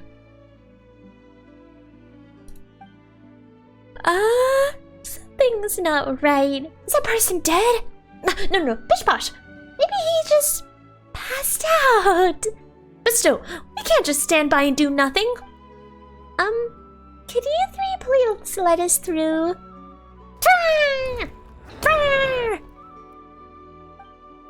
Biscotti, why are you worked up? Rawr. Rawr.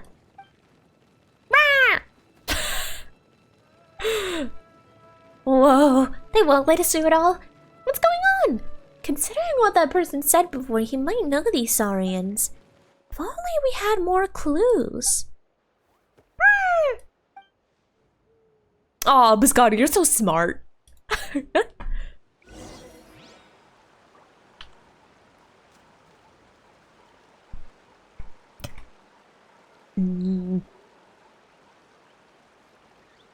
You're updating your LinkedIn and realized your profile pic is from 2019? Oh my gosh, I feel like most of my personal like IRL social media accounts are like super outdated. I've not been on them since I was a teenager.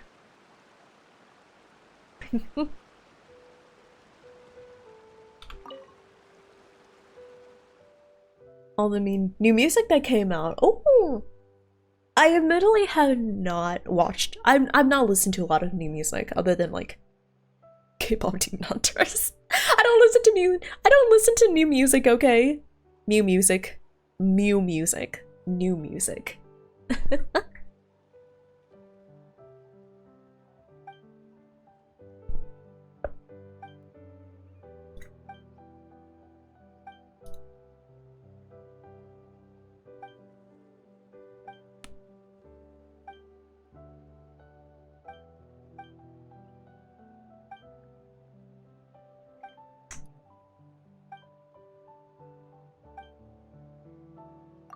Okay, interesting.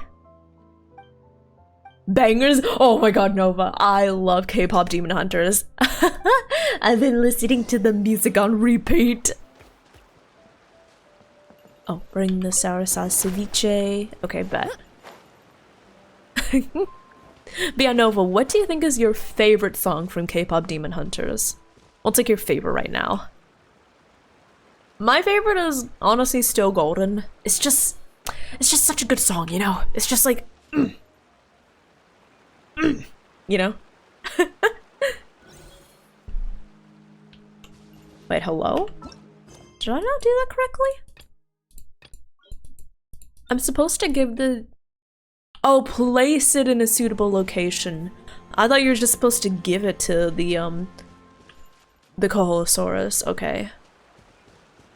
What's suitable? Oh, here?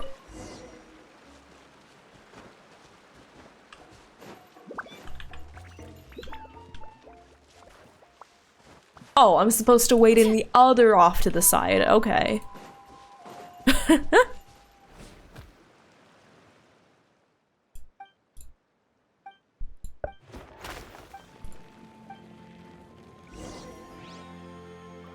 Free? What it sounds like? Oh, so good. Oh, all amazing songs. Don't get so worked up. We're just checking to see if the guy over there is hurt.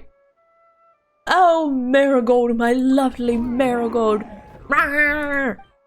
Uh-oh, she's getting even angrier. Oh, I'm sorry, Marigold. It had to be done.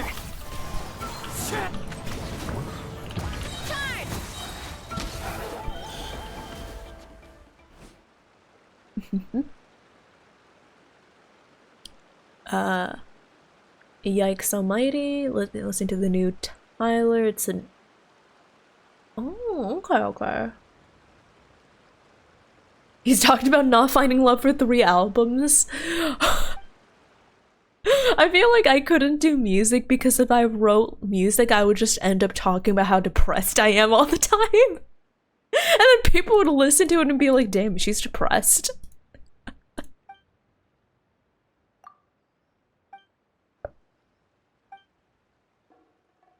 Also, Nozomi, hi Nozomi, thank you for the introductions. Wait.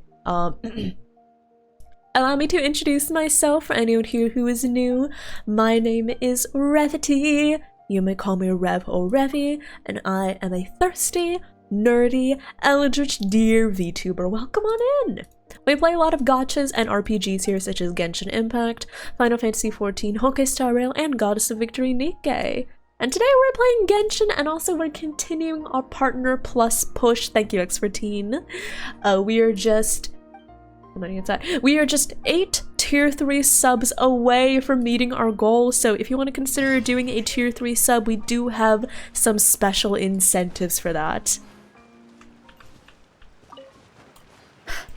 Okay, there we go. That is another quest knocked out.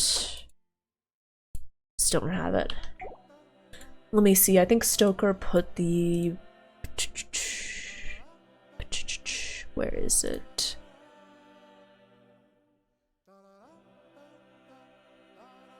Oh, we need to watch the Inefa trailer, by the way. Let's do that before we continue. Okay.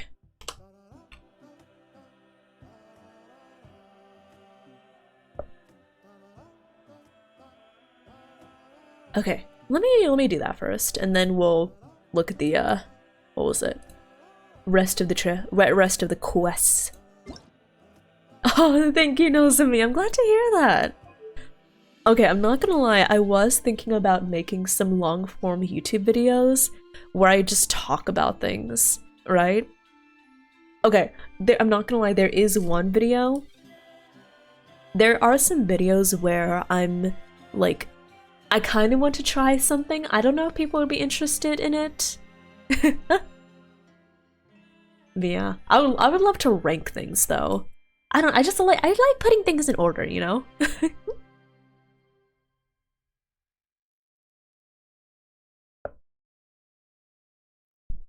Okay, let's see here.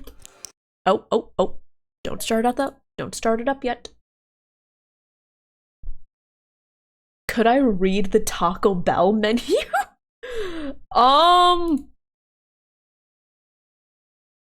I actually don't know. What's on the Taco Bell menu? I only know the cheesy gordita crunch and the bean burrito? Reading the Taco Bell menu but seductively? You know, if you tier 3 sub, you can make me read the Taco Bell menu seductively. If you tier 3 sub. Wink wonk, nudge nudge, hint hint. Partner Plus push! And also, if we meet the goal for this month, I will do a very special karaoke stream, which I've not done in like years. Like 4 years, I think. 3 years? 3 years. Uma Musume tourney? I'm not gonna lie. I think it would be amazing to be like a sports commentator. If I knew anything about sports. If I knew anything about sports, I feel like I would have a lot of fun doing sports commentary. Yeah. I remember I did a karaoke stream for Valentine's Day of 2023. Don't know if I've done any since then. It's been like 2 years. Okay. Yeah, let's watch the Inefa trailer! And the thumbnail looked pretty cool, so...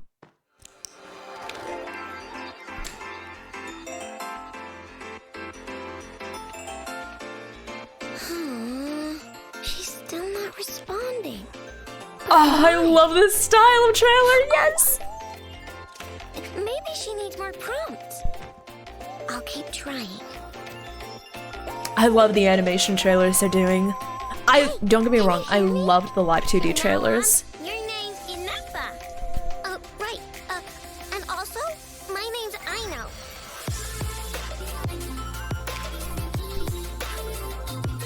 This is the Inefa teaser.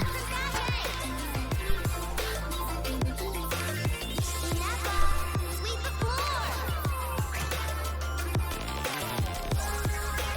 Inefa, why won't you wake up?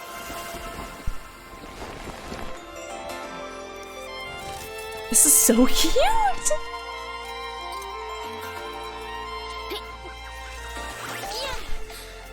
Oh, I'm gonna lose it. That idiot! My inventions aren't useless. I'm never making him anything again. You're a dumb stray kid with no family. No wonder why your work is trash. I have a family. It's right here. My robots, my screws, and you.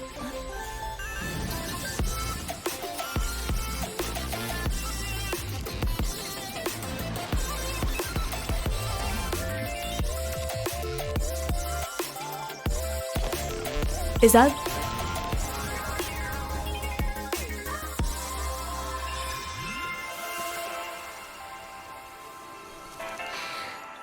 I'm a little cold. You're kinda cold too, Inefa.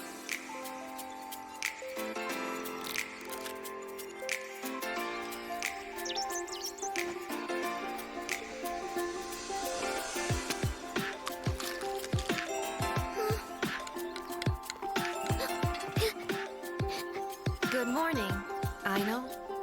I am Anafa. From now on, this is my home. Oh!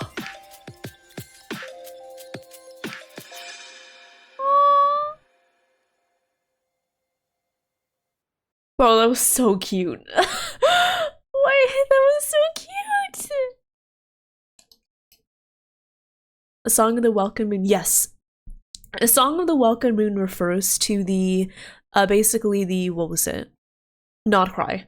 So all of the Not Cry versions, that is Genshin Impact Song of the Welcome Moon. So it's kind of denoting, like, the chapter, for, you know, Not Cry. Why, that was so cute! Oh my god!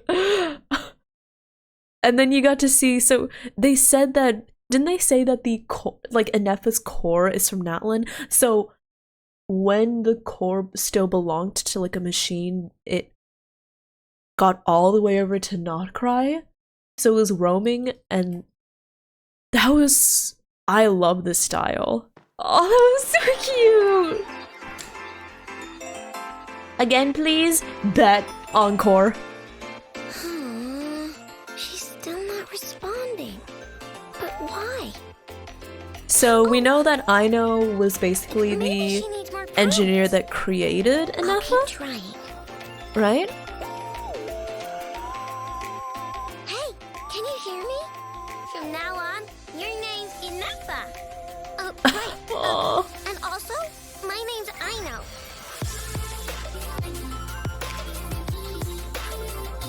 Oh, I love this scene.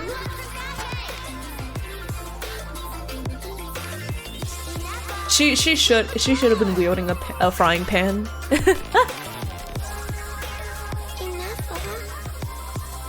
Her weapon should have been frying pan. She should have been the first frying pan character.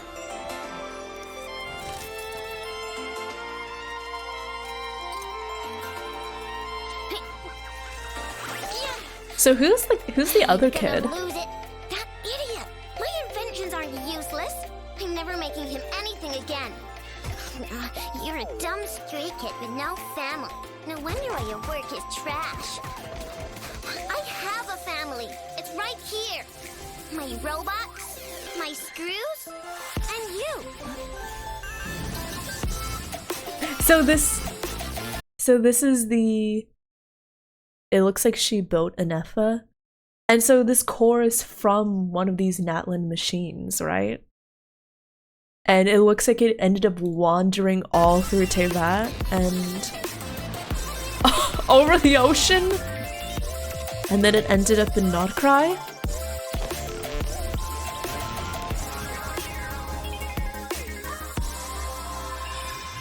So then the machine ended up in Not Cry. Aino used the core to build Inefa, and You're kinda cool. Inefa says, from now on, this is my home! Bro!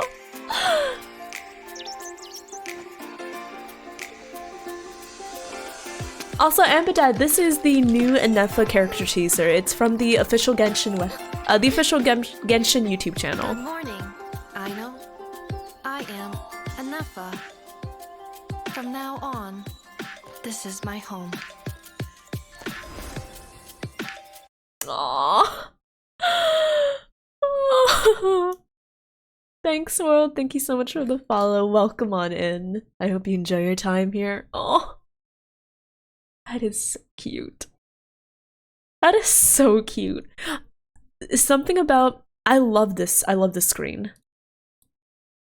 I love this screen. I love the music. Just the colors feel so vibrant and they feel so lively.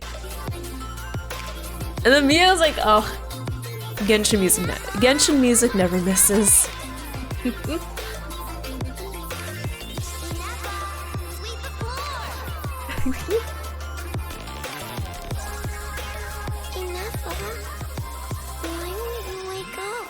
Aww.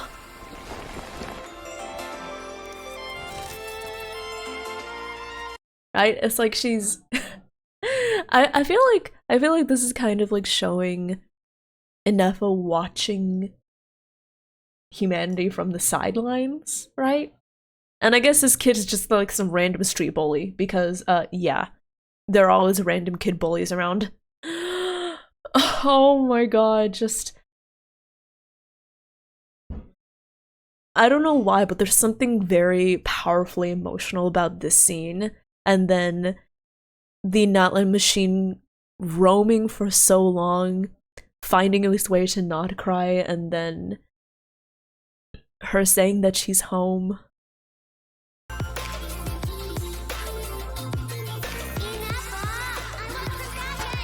Aww.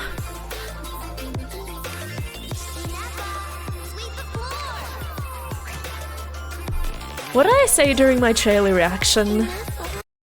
I think I said during my trailer reaction, like, what was it?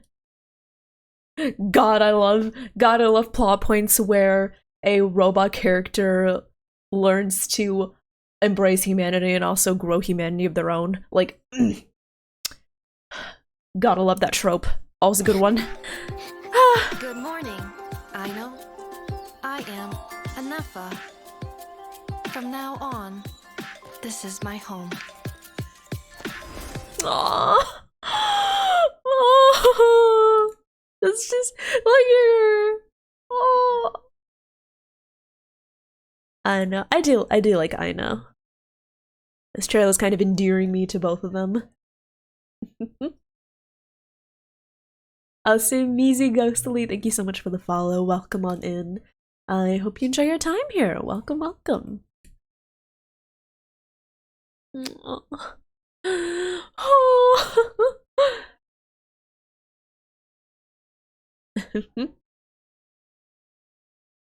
Kick something? No, she's going in for a hug. It's wholesome.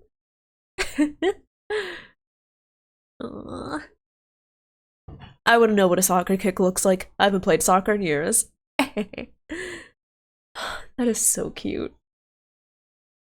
Oh, there you go. So that was the Inefa teaser released just an hour ago, but it is so cute. Yeah. I love like the animation styles that Genshin has been. Wait, you know what? Actually, no. Fuck you, I'm not done here. I love how Genshin has been constantly experimenting and trying out new animations and new styles. Because what was it? We had the Four Shades trailer, which that entire first section was There we go, this one. Like this watercolor style. Oh. Chef's kiss.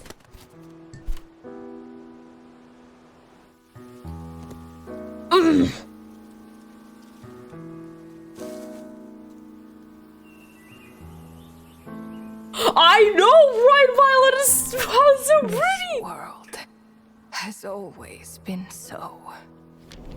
Life abides no reason, for none are born by their own consent. Death abides Yeah, fuck no it, we're reason, watching this trailer again. for it cannot be defied, even by those who see it coming. Time abides no reason, for it deprives us all equally, yet brooks not a second to be reclaimed. Space abides no reason. Again, I always find it interesting that she's cut off before she can say why space abides no reason.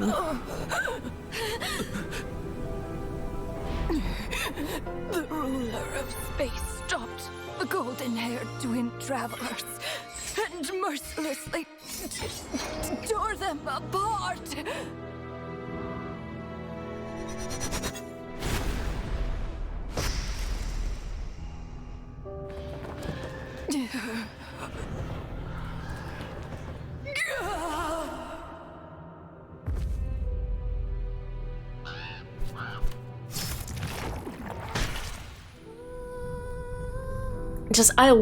It's just, the animations are so pretty. No.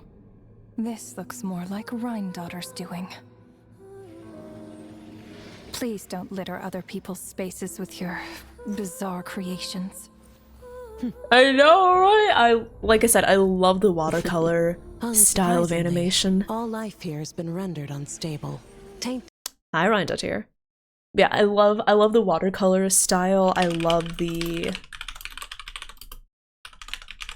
I don't think I've ever watched this on stream. Have I? No, I watched on stream. I did.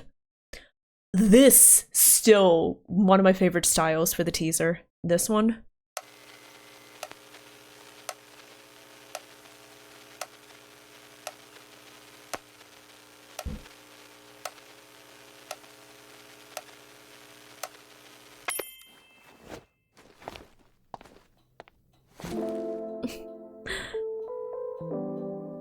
Like, it seems so much.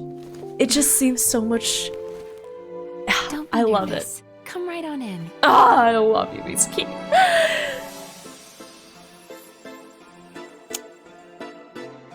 Also, one of my favorite teasers for the animation style When we suppress our is emotions, incredible. Our dreams are where they manifest themselves.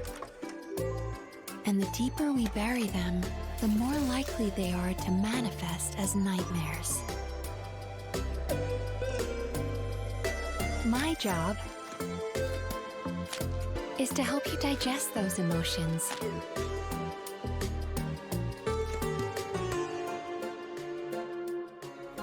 I'm not a kid anymore. I can do this on my own.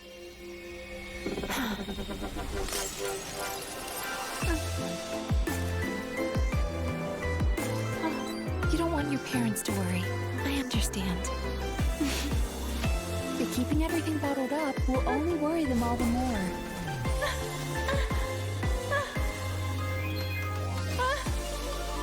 You're doing just great. It's okay to need help sometimes. Oh, I love this trailer so much. And there's no harm in being a kid again. Once in a while. You're right.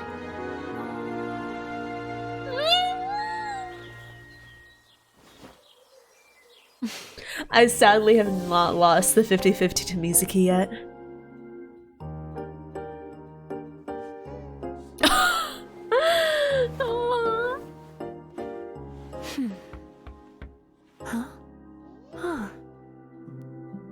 Welcome.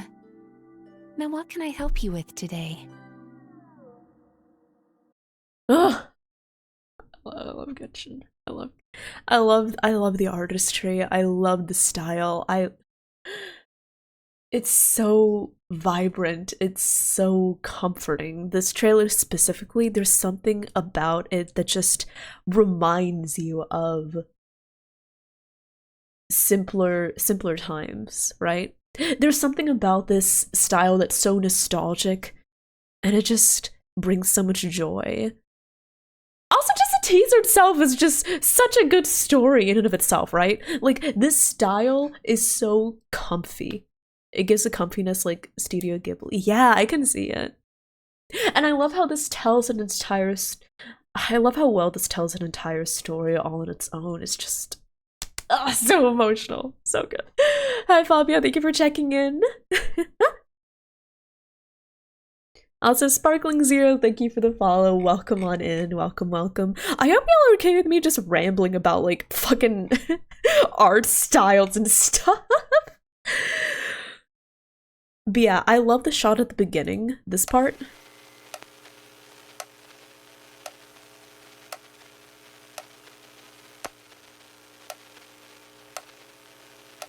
Like, you can see how they work through each of their sessions. And then look at this shot. This one. Oh. Girl, same. Girl, same. This shot, I don't know why, but it just conveys so much. It conveys so much of her character, right? You can really see how much she genuinely yearns to help her clients, but then you kind of see a little bit of that mask, sort of like, oh, she just relaxes it for a moment because she's like, oh, okay, time to relax. You know, it takes a lot out of her, and yet she still seeks to give and give because she knows that she has a unique ability that lets her help people much more effectively, you know? Fru, thank you so much for the raid! Welcome on in! Oh, that's my alarm. Need to take my drugs. Welcome, welcome! Hi, Foxen! Hello there, how are you doing? Thank you so much for the raid! Welcome on in! My name is Revity. You may call me Rev or Revy, and I am a thirsty, nerdy, elegant dear VTuber. Welcome on in! We play a lot of gachas and RPGs. We play a lot of Genshin, Final Fantasy XIV, Honkai Star Rail, and Goddess of Victory Nikke. And we were playing Genshin, we're doing some world quests in Natlan, trying to get our exploration up, but then we got sidetracked because I started yapping about how much I love Mizuki's trailer. Just check it out, this little motion right here. Girl, same!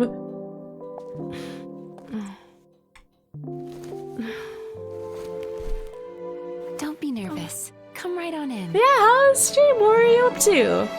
How did it go through? I love this scene is just so incredible. When we suppress our emotions, the slides, our these, they manifest they're so cool. And the deeper we bury them, and the sound effects, I love the animation. Oh, as nightmares. So here, did you notice that those three people are all of the clients that she has in the beginning? 1, 2, 3, right? And then over here we can see how their psyches affect their dreams. Nightmares. 1, 2, 3, right? My job.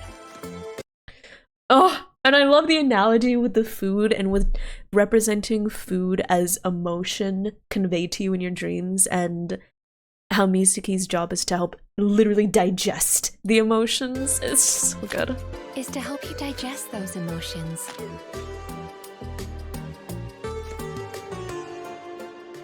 And just look at this imagery with the plate, right? She's trying to digest her own feelings of, you could call it separation anxiety, you could call it uncertainty, maybe imposter syndrome. And then you can see her parents off. Such an amazing trailer. I can do this on my own.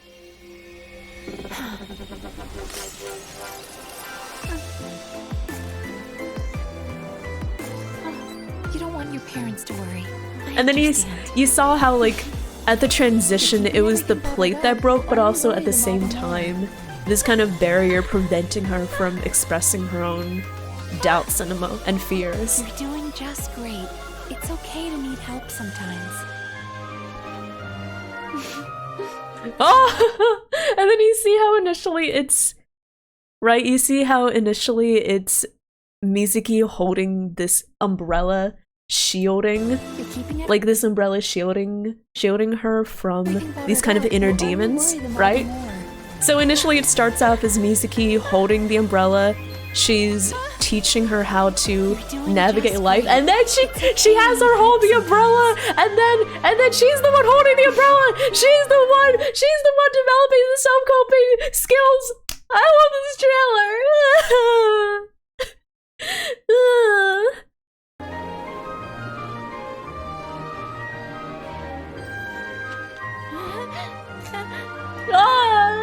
And there's no harm in being a kid again, once in a while. You're right.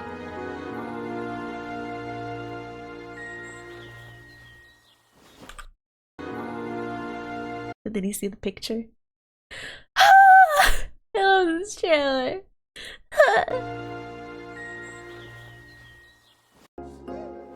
Girl, same.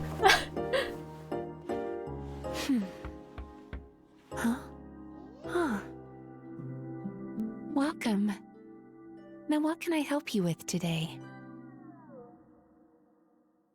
I love not only the unique animation style, but I also just love the stories that these teasers convey, alright? She's still not responding. But why? Oh! Maybe she needs more prompts. Wait, can you... Wait! She doesn't have the core! I thought she was built with the core originally, but this is...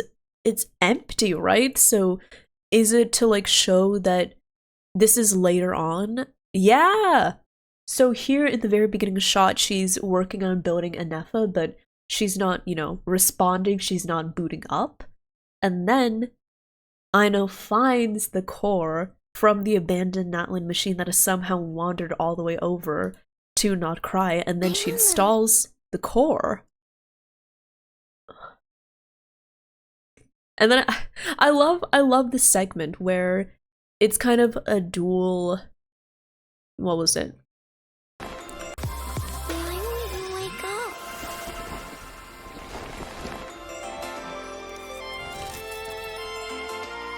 I love the segment where it feels very much like Anefa looking in on humanity as a stage of life, trying to figure out how it works. Oh, and then you also get a glimpse into Aino's kind of really strong interest, really care and dedication for her craft. It also kind of gives you a little look into her backstory, into her kind of lack of any strong supporting family right now. And this is what Anefa can witness.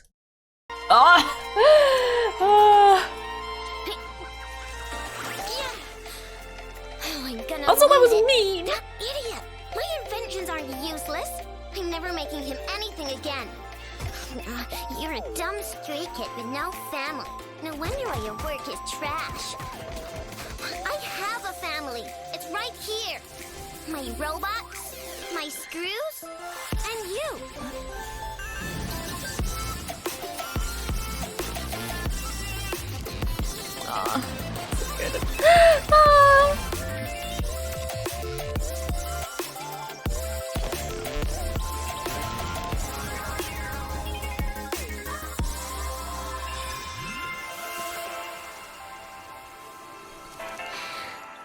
I'm a little cold. You're kind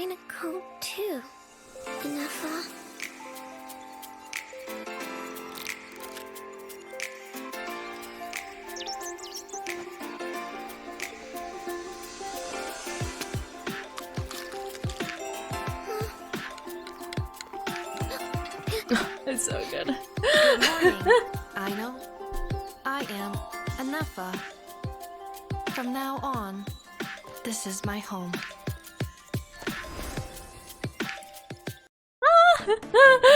Oh my god. Okay. Okay. But yeah, I have a lot of emotions. I just love the storytelling in all these teasers. Bro, just so good. Okay. Just got done beating the final boss. Beating the final boss in Wuchang Fallen Feathers. Congrats, Fu! Congrats, congrats. Good job. From now on, this is my— I know, right? When she says from now on, this is my home. After it's shown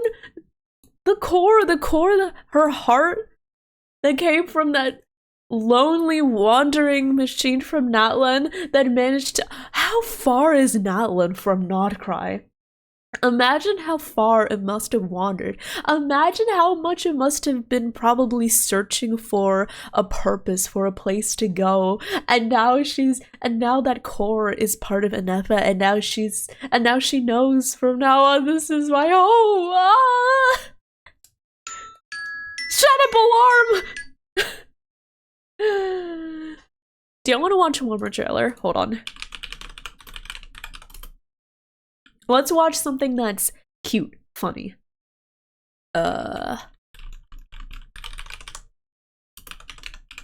Let's watch something cute, funny, lighthearted. Yeah. It's also one of my favorite teasers. What were you thinking? Okay, maybe not light. Tenryo Commission official waiting. But he was last in line. Foolish girl. You are no apprentice of mine!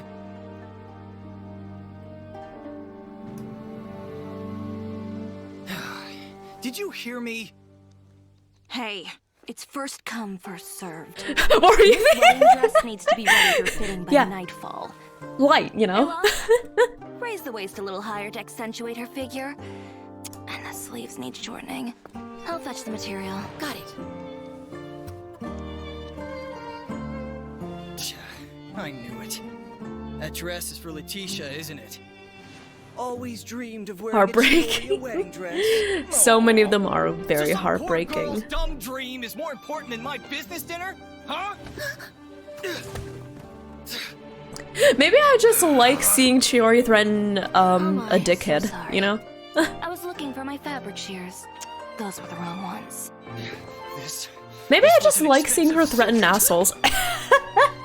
Oops. Oh, not those ones either. What are you gonna do? What do you mean? I thought you wanted your suit tailored.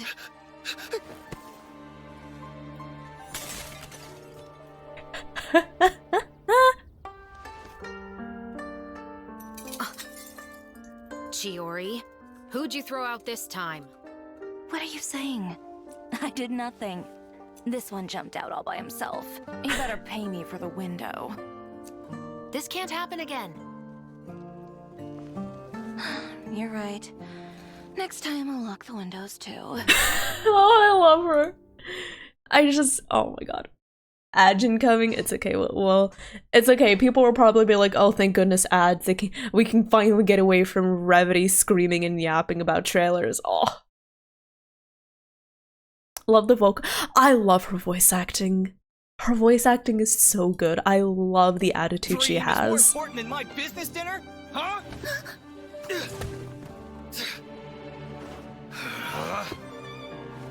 Oh my, so sorry. I was looking for my fabric shears. Those were the wrong ones. I love like the tisk, like the. Oops. Oh, not those ones either. What are you gonna do? There's just something so. What do you mean? I thought you wanted your suit tailored.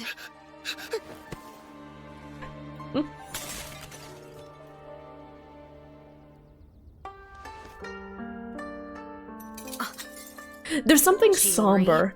Like, have y'all noticed there's something somber about this music, right? Wait, listen to it. I don't know how to describe it. I'm not good enough with music to like describe it, but there's like a somber note in this music right here. This one.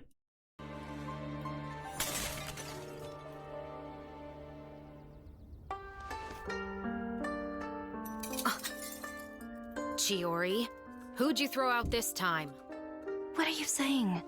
I did nothing. This one jumped out all by himself. He better pay me for the window. This can't happen again. There's something so satisfying about Chiori having been reprimanded and dismissed for following her standards of conduct, and being dismissed by that lady in the beginning for not prioritizing a quote-unquote official tenure commission person, even though he was the last person that should have been seen to. And there's something so satisfying about how she can finally uphold this kind of justice in her own business. Now that she's established herself, she has the freedom and the capability to tell off people and, you know, maybe toss them out a window if they're rightfully being a dickhead, right? There's something so satisfying about it.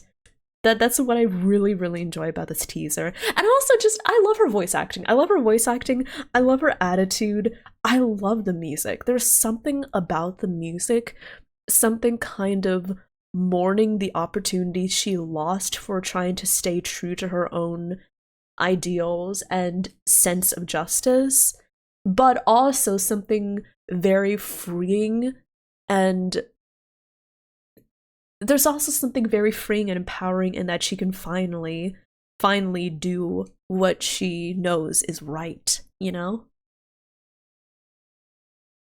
Always dreamed of wearing a Chiori wedding dress. Aww. So some poor girl's dumb dream is more important than my business dinner? Huh? Also, she doesn't do anything, like, she just ignores his complaining and his threats until he starts threatening her employee, right? Like, she doesn't do anything. She just is like, whatever, fine. Right? She just ignores him. Huh? But as soon as he lays a hand on her employee, she's like, no. Oh my, so sorry. I was looking for my fabric shears. Those were the wrong ones. This was an expensive suit. His face. Like, it kind of sucks that people so commonly expect there to be exceptions for important people. Yeah, it's... Hi, Leo. What do you think? Do you like the trailer too? Yeah, it sucks that there are so many places where someone being important is seen as what, you know, what trumps all, but then, yeah, she doesn't have to bow to those expectations anymore. Thank you for your input, Leo. Much appreciated, baby. Oh, he's just staring at me. Yeah, what are some of y'all favorites? What are some of y'all's favorite Genshin teasers? Because I'm kind of in like in a mood to talk about them. Oh my god, this event's so good. I'm just gonna be like looking at these old videos.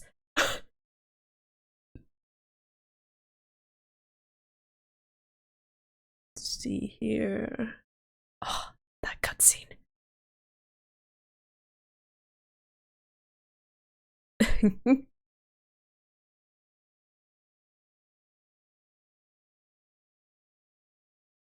Scoffier. This one was amazing. Incredible. Okay, when I talk about Genshin's like inventive and adventurous art styles, like this is some of the stuff I'm talking about, right?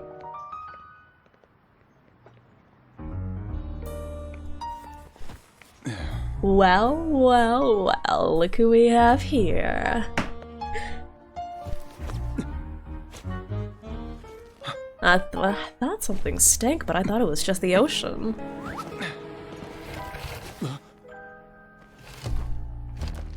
You're friend thought you might be thirsty. Won't you stay and drink it?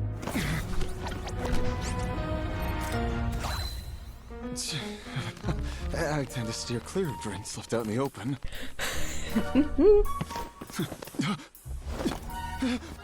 You're surrounded. Give up and come with. You lousy swine! Shut up, alarm! Stop right there! Oh, look! A surprise performance! Wow! How lucky we are! After him!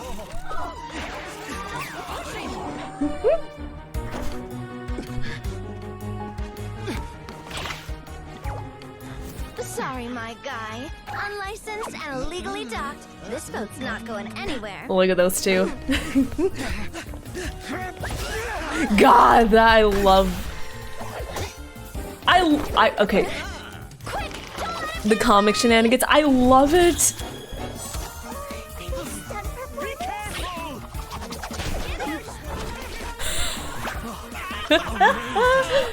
Oh my god. Lowly worm! No one flies higher than the almighty Dragon Lord! Who's stealing my fun? You again! You're driving me crazy! Oh wow, bro! Oh wow, bro!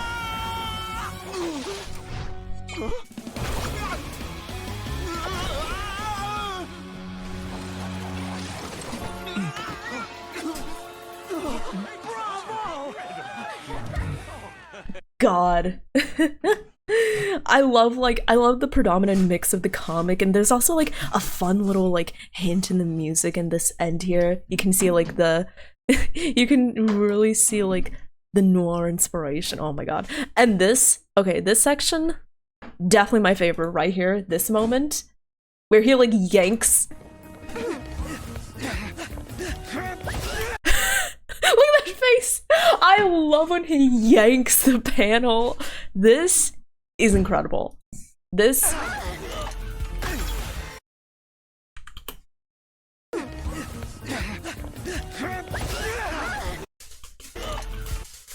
Oh, so good. This... Right when he like leaps over the comic panels and then you see what's going on from Boat's perspective, it's so good! And then, yeet! Quick! Don't let him get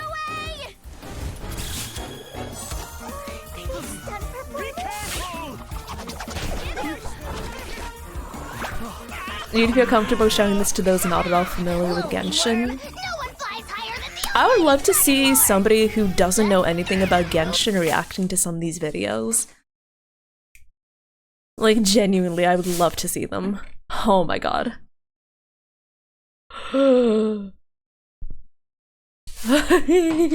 Yeah. So many amazing videos. Oh. I actually, wait, let me see. Where is... Let's see. Oh.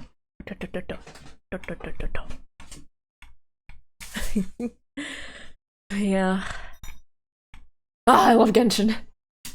I'm not gonna lie, ever since the Not Cry teasers and all the trailers have been coming out, I've been feeling a little more...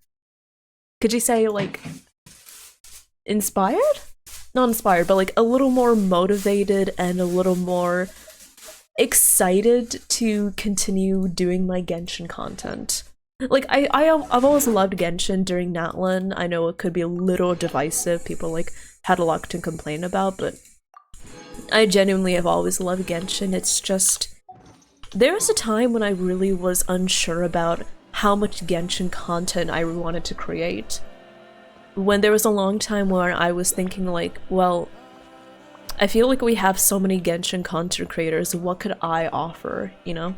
What can I offer that somebody else hasn't already offered, and probably to a better extent than I've offered, right? Like, sure, I can do like Abyss and an Imaginary Theater, but like, there are people that, you know, all of their content is clearing Abyss and Imaginary Theater and Stygian Onslaught. So there are really high skill ceiling players. Sure, I know a bit about lore, I can talk about it, but like, then there's, you know, then there's people who devote themselves to doing the lore, right? Sure, I can talk about building characters, but then there are people that devote all their content to how to build this character. Like, pre-release look at this character. And I feel like I have such a jack-of-all-trades, master-of-none approach to my Genshining experience that, I don't know, I just feel like there's not as much for people to latch onto. At least it's a lot easier to latch onto someone that's like, hey, I do endgame content really well. Hey, I know lore really well. Hey, I know how to build characters really well, you know? And I feel like I'm just like, hi, I'm just a nerd going through Genshin, you know? I just feel like I have so much less for people to latch onto, you know? And I kind of wish I had something like that for people to latch onto. I don't know. Maybe I need to find something to latch onto. Maybe I just want to try to get where I am with doing what I do now, but that's the harder route, you know? What is nerdiness if not the purest expression of love? That is true. A jack of all trades is better than a master of one. Unfortunately, in terms of content creation, it can be a lot harder being a jack of all trades. Watering, weeding, fertilizing the soil, Yeah. making sure the temperature is right. Thank you, Deos. Thank you, thank you. You have to keep the fruit in a good mood. I really appreciate it. Yeah, I'm... You can really tell I've been thinking a lot about content. I've been thinking a lot lately about what do I want to do? What do I... Like, what can I do? You know? Because I want to do things that I enjoy, but also, I'm not gonna lie, I do want to build an audience off this.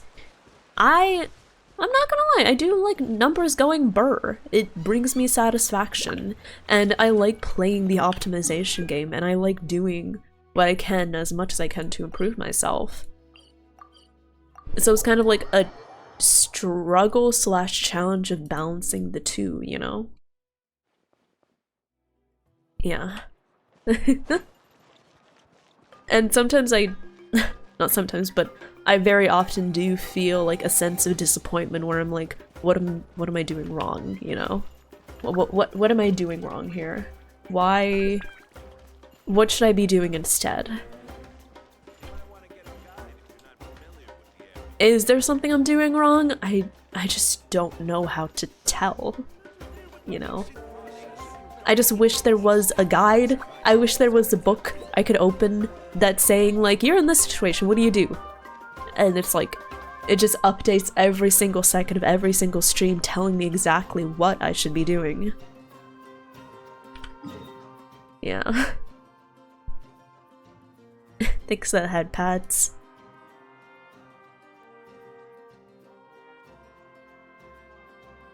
Aw, thank you, Zach. I kind of do wish it was a little more marketable. Right? Like, I feel like it's so hard to make that into something marketable. Which, is that what I want to do? Do I really want to sacrifice my depth if it means I can be more marketable? Or do I want to keep on being me with all the deepness that I am? Even if it means that not as many people find their way here, you know? I don't know. But yeah. That's enough yapping from my end. It is almost 10:30, so I need to sleep. I need to sleep. I've got a long day ahead of me. But yeah, I will be back tomorrow. Shut up, alarm! Anyways, I will be back tomorrow. Again, another reminder for the Partner Plus push.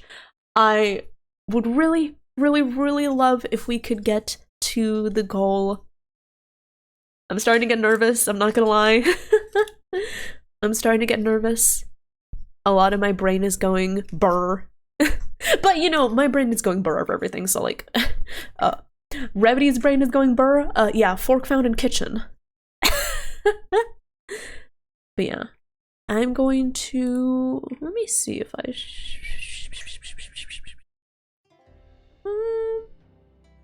okay, I gotta go Newt.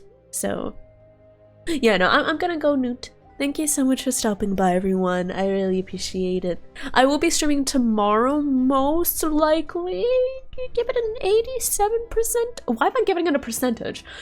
87% likelihood I'll be streaming tomorrow. Yeah.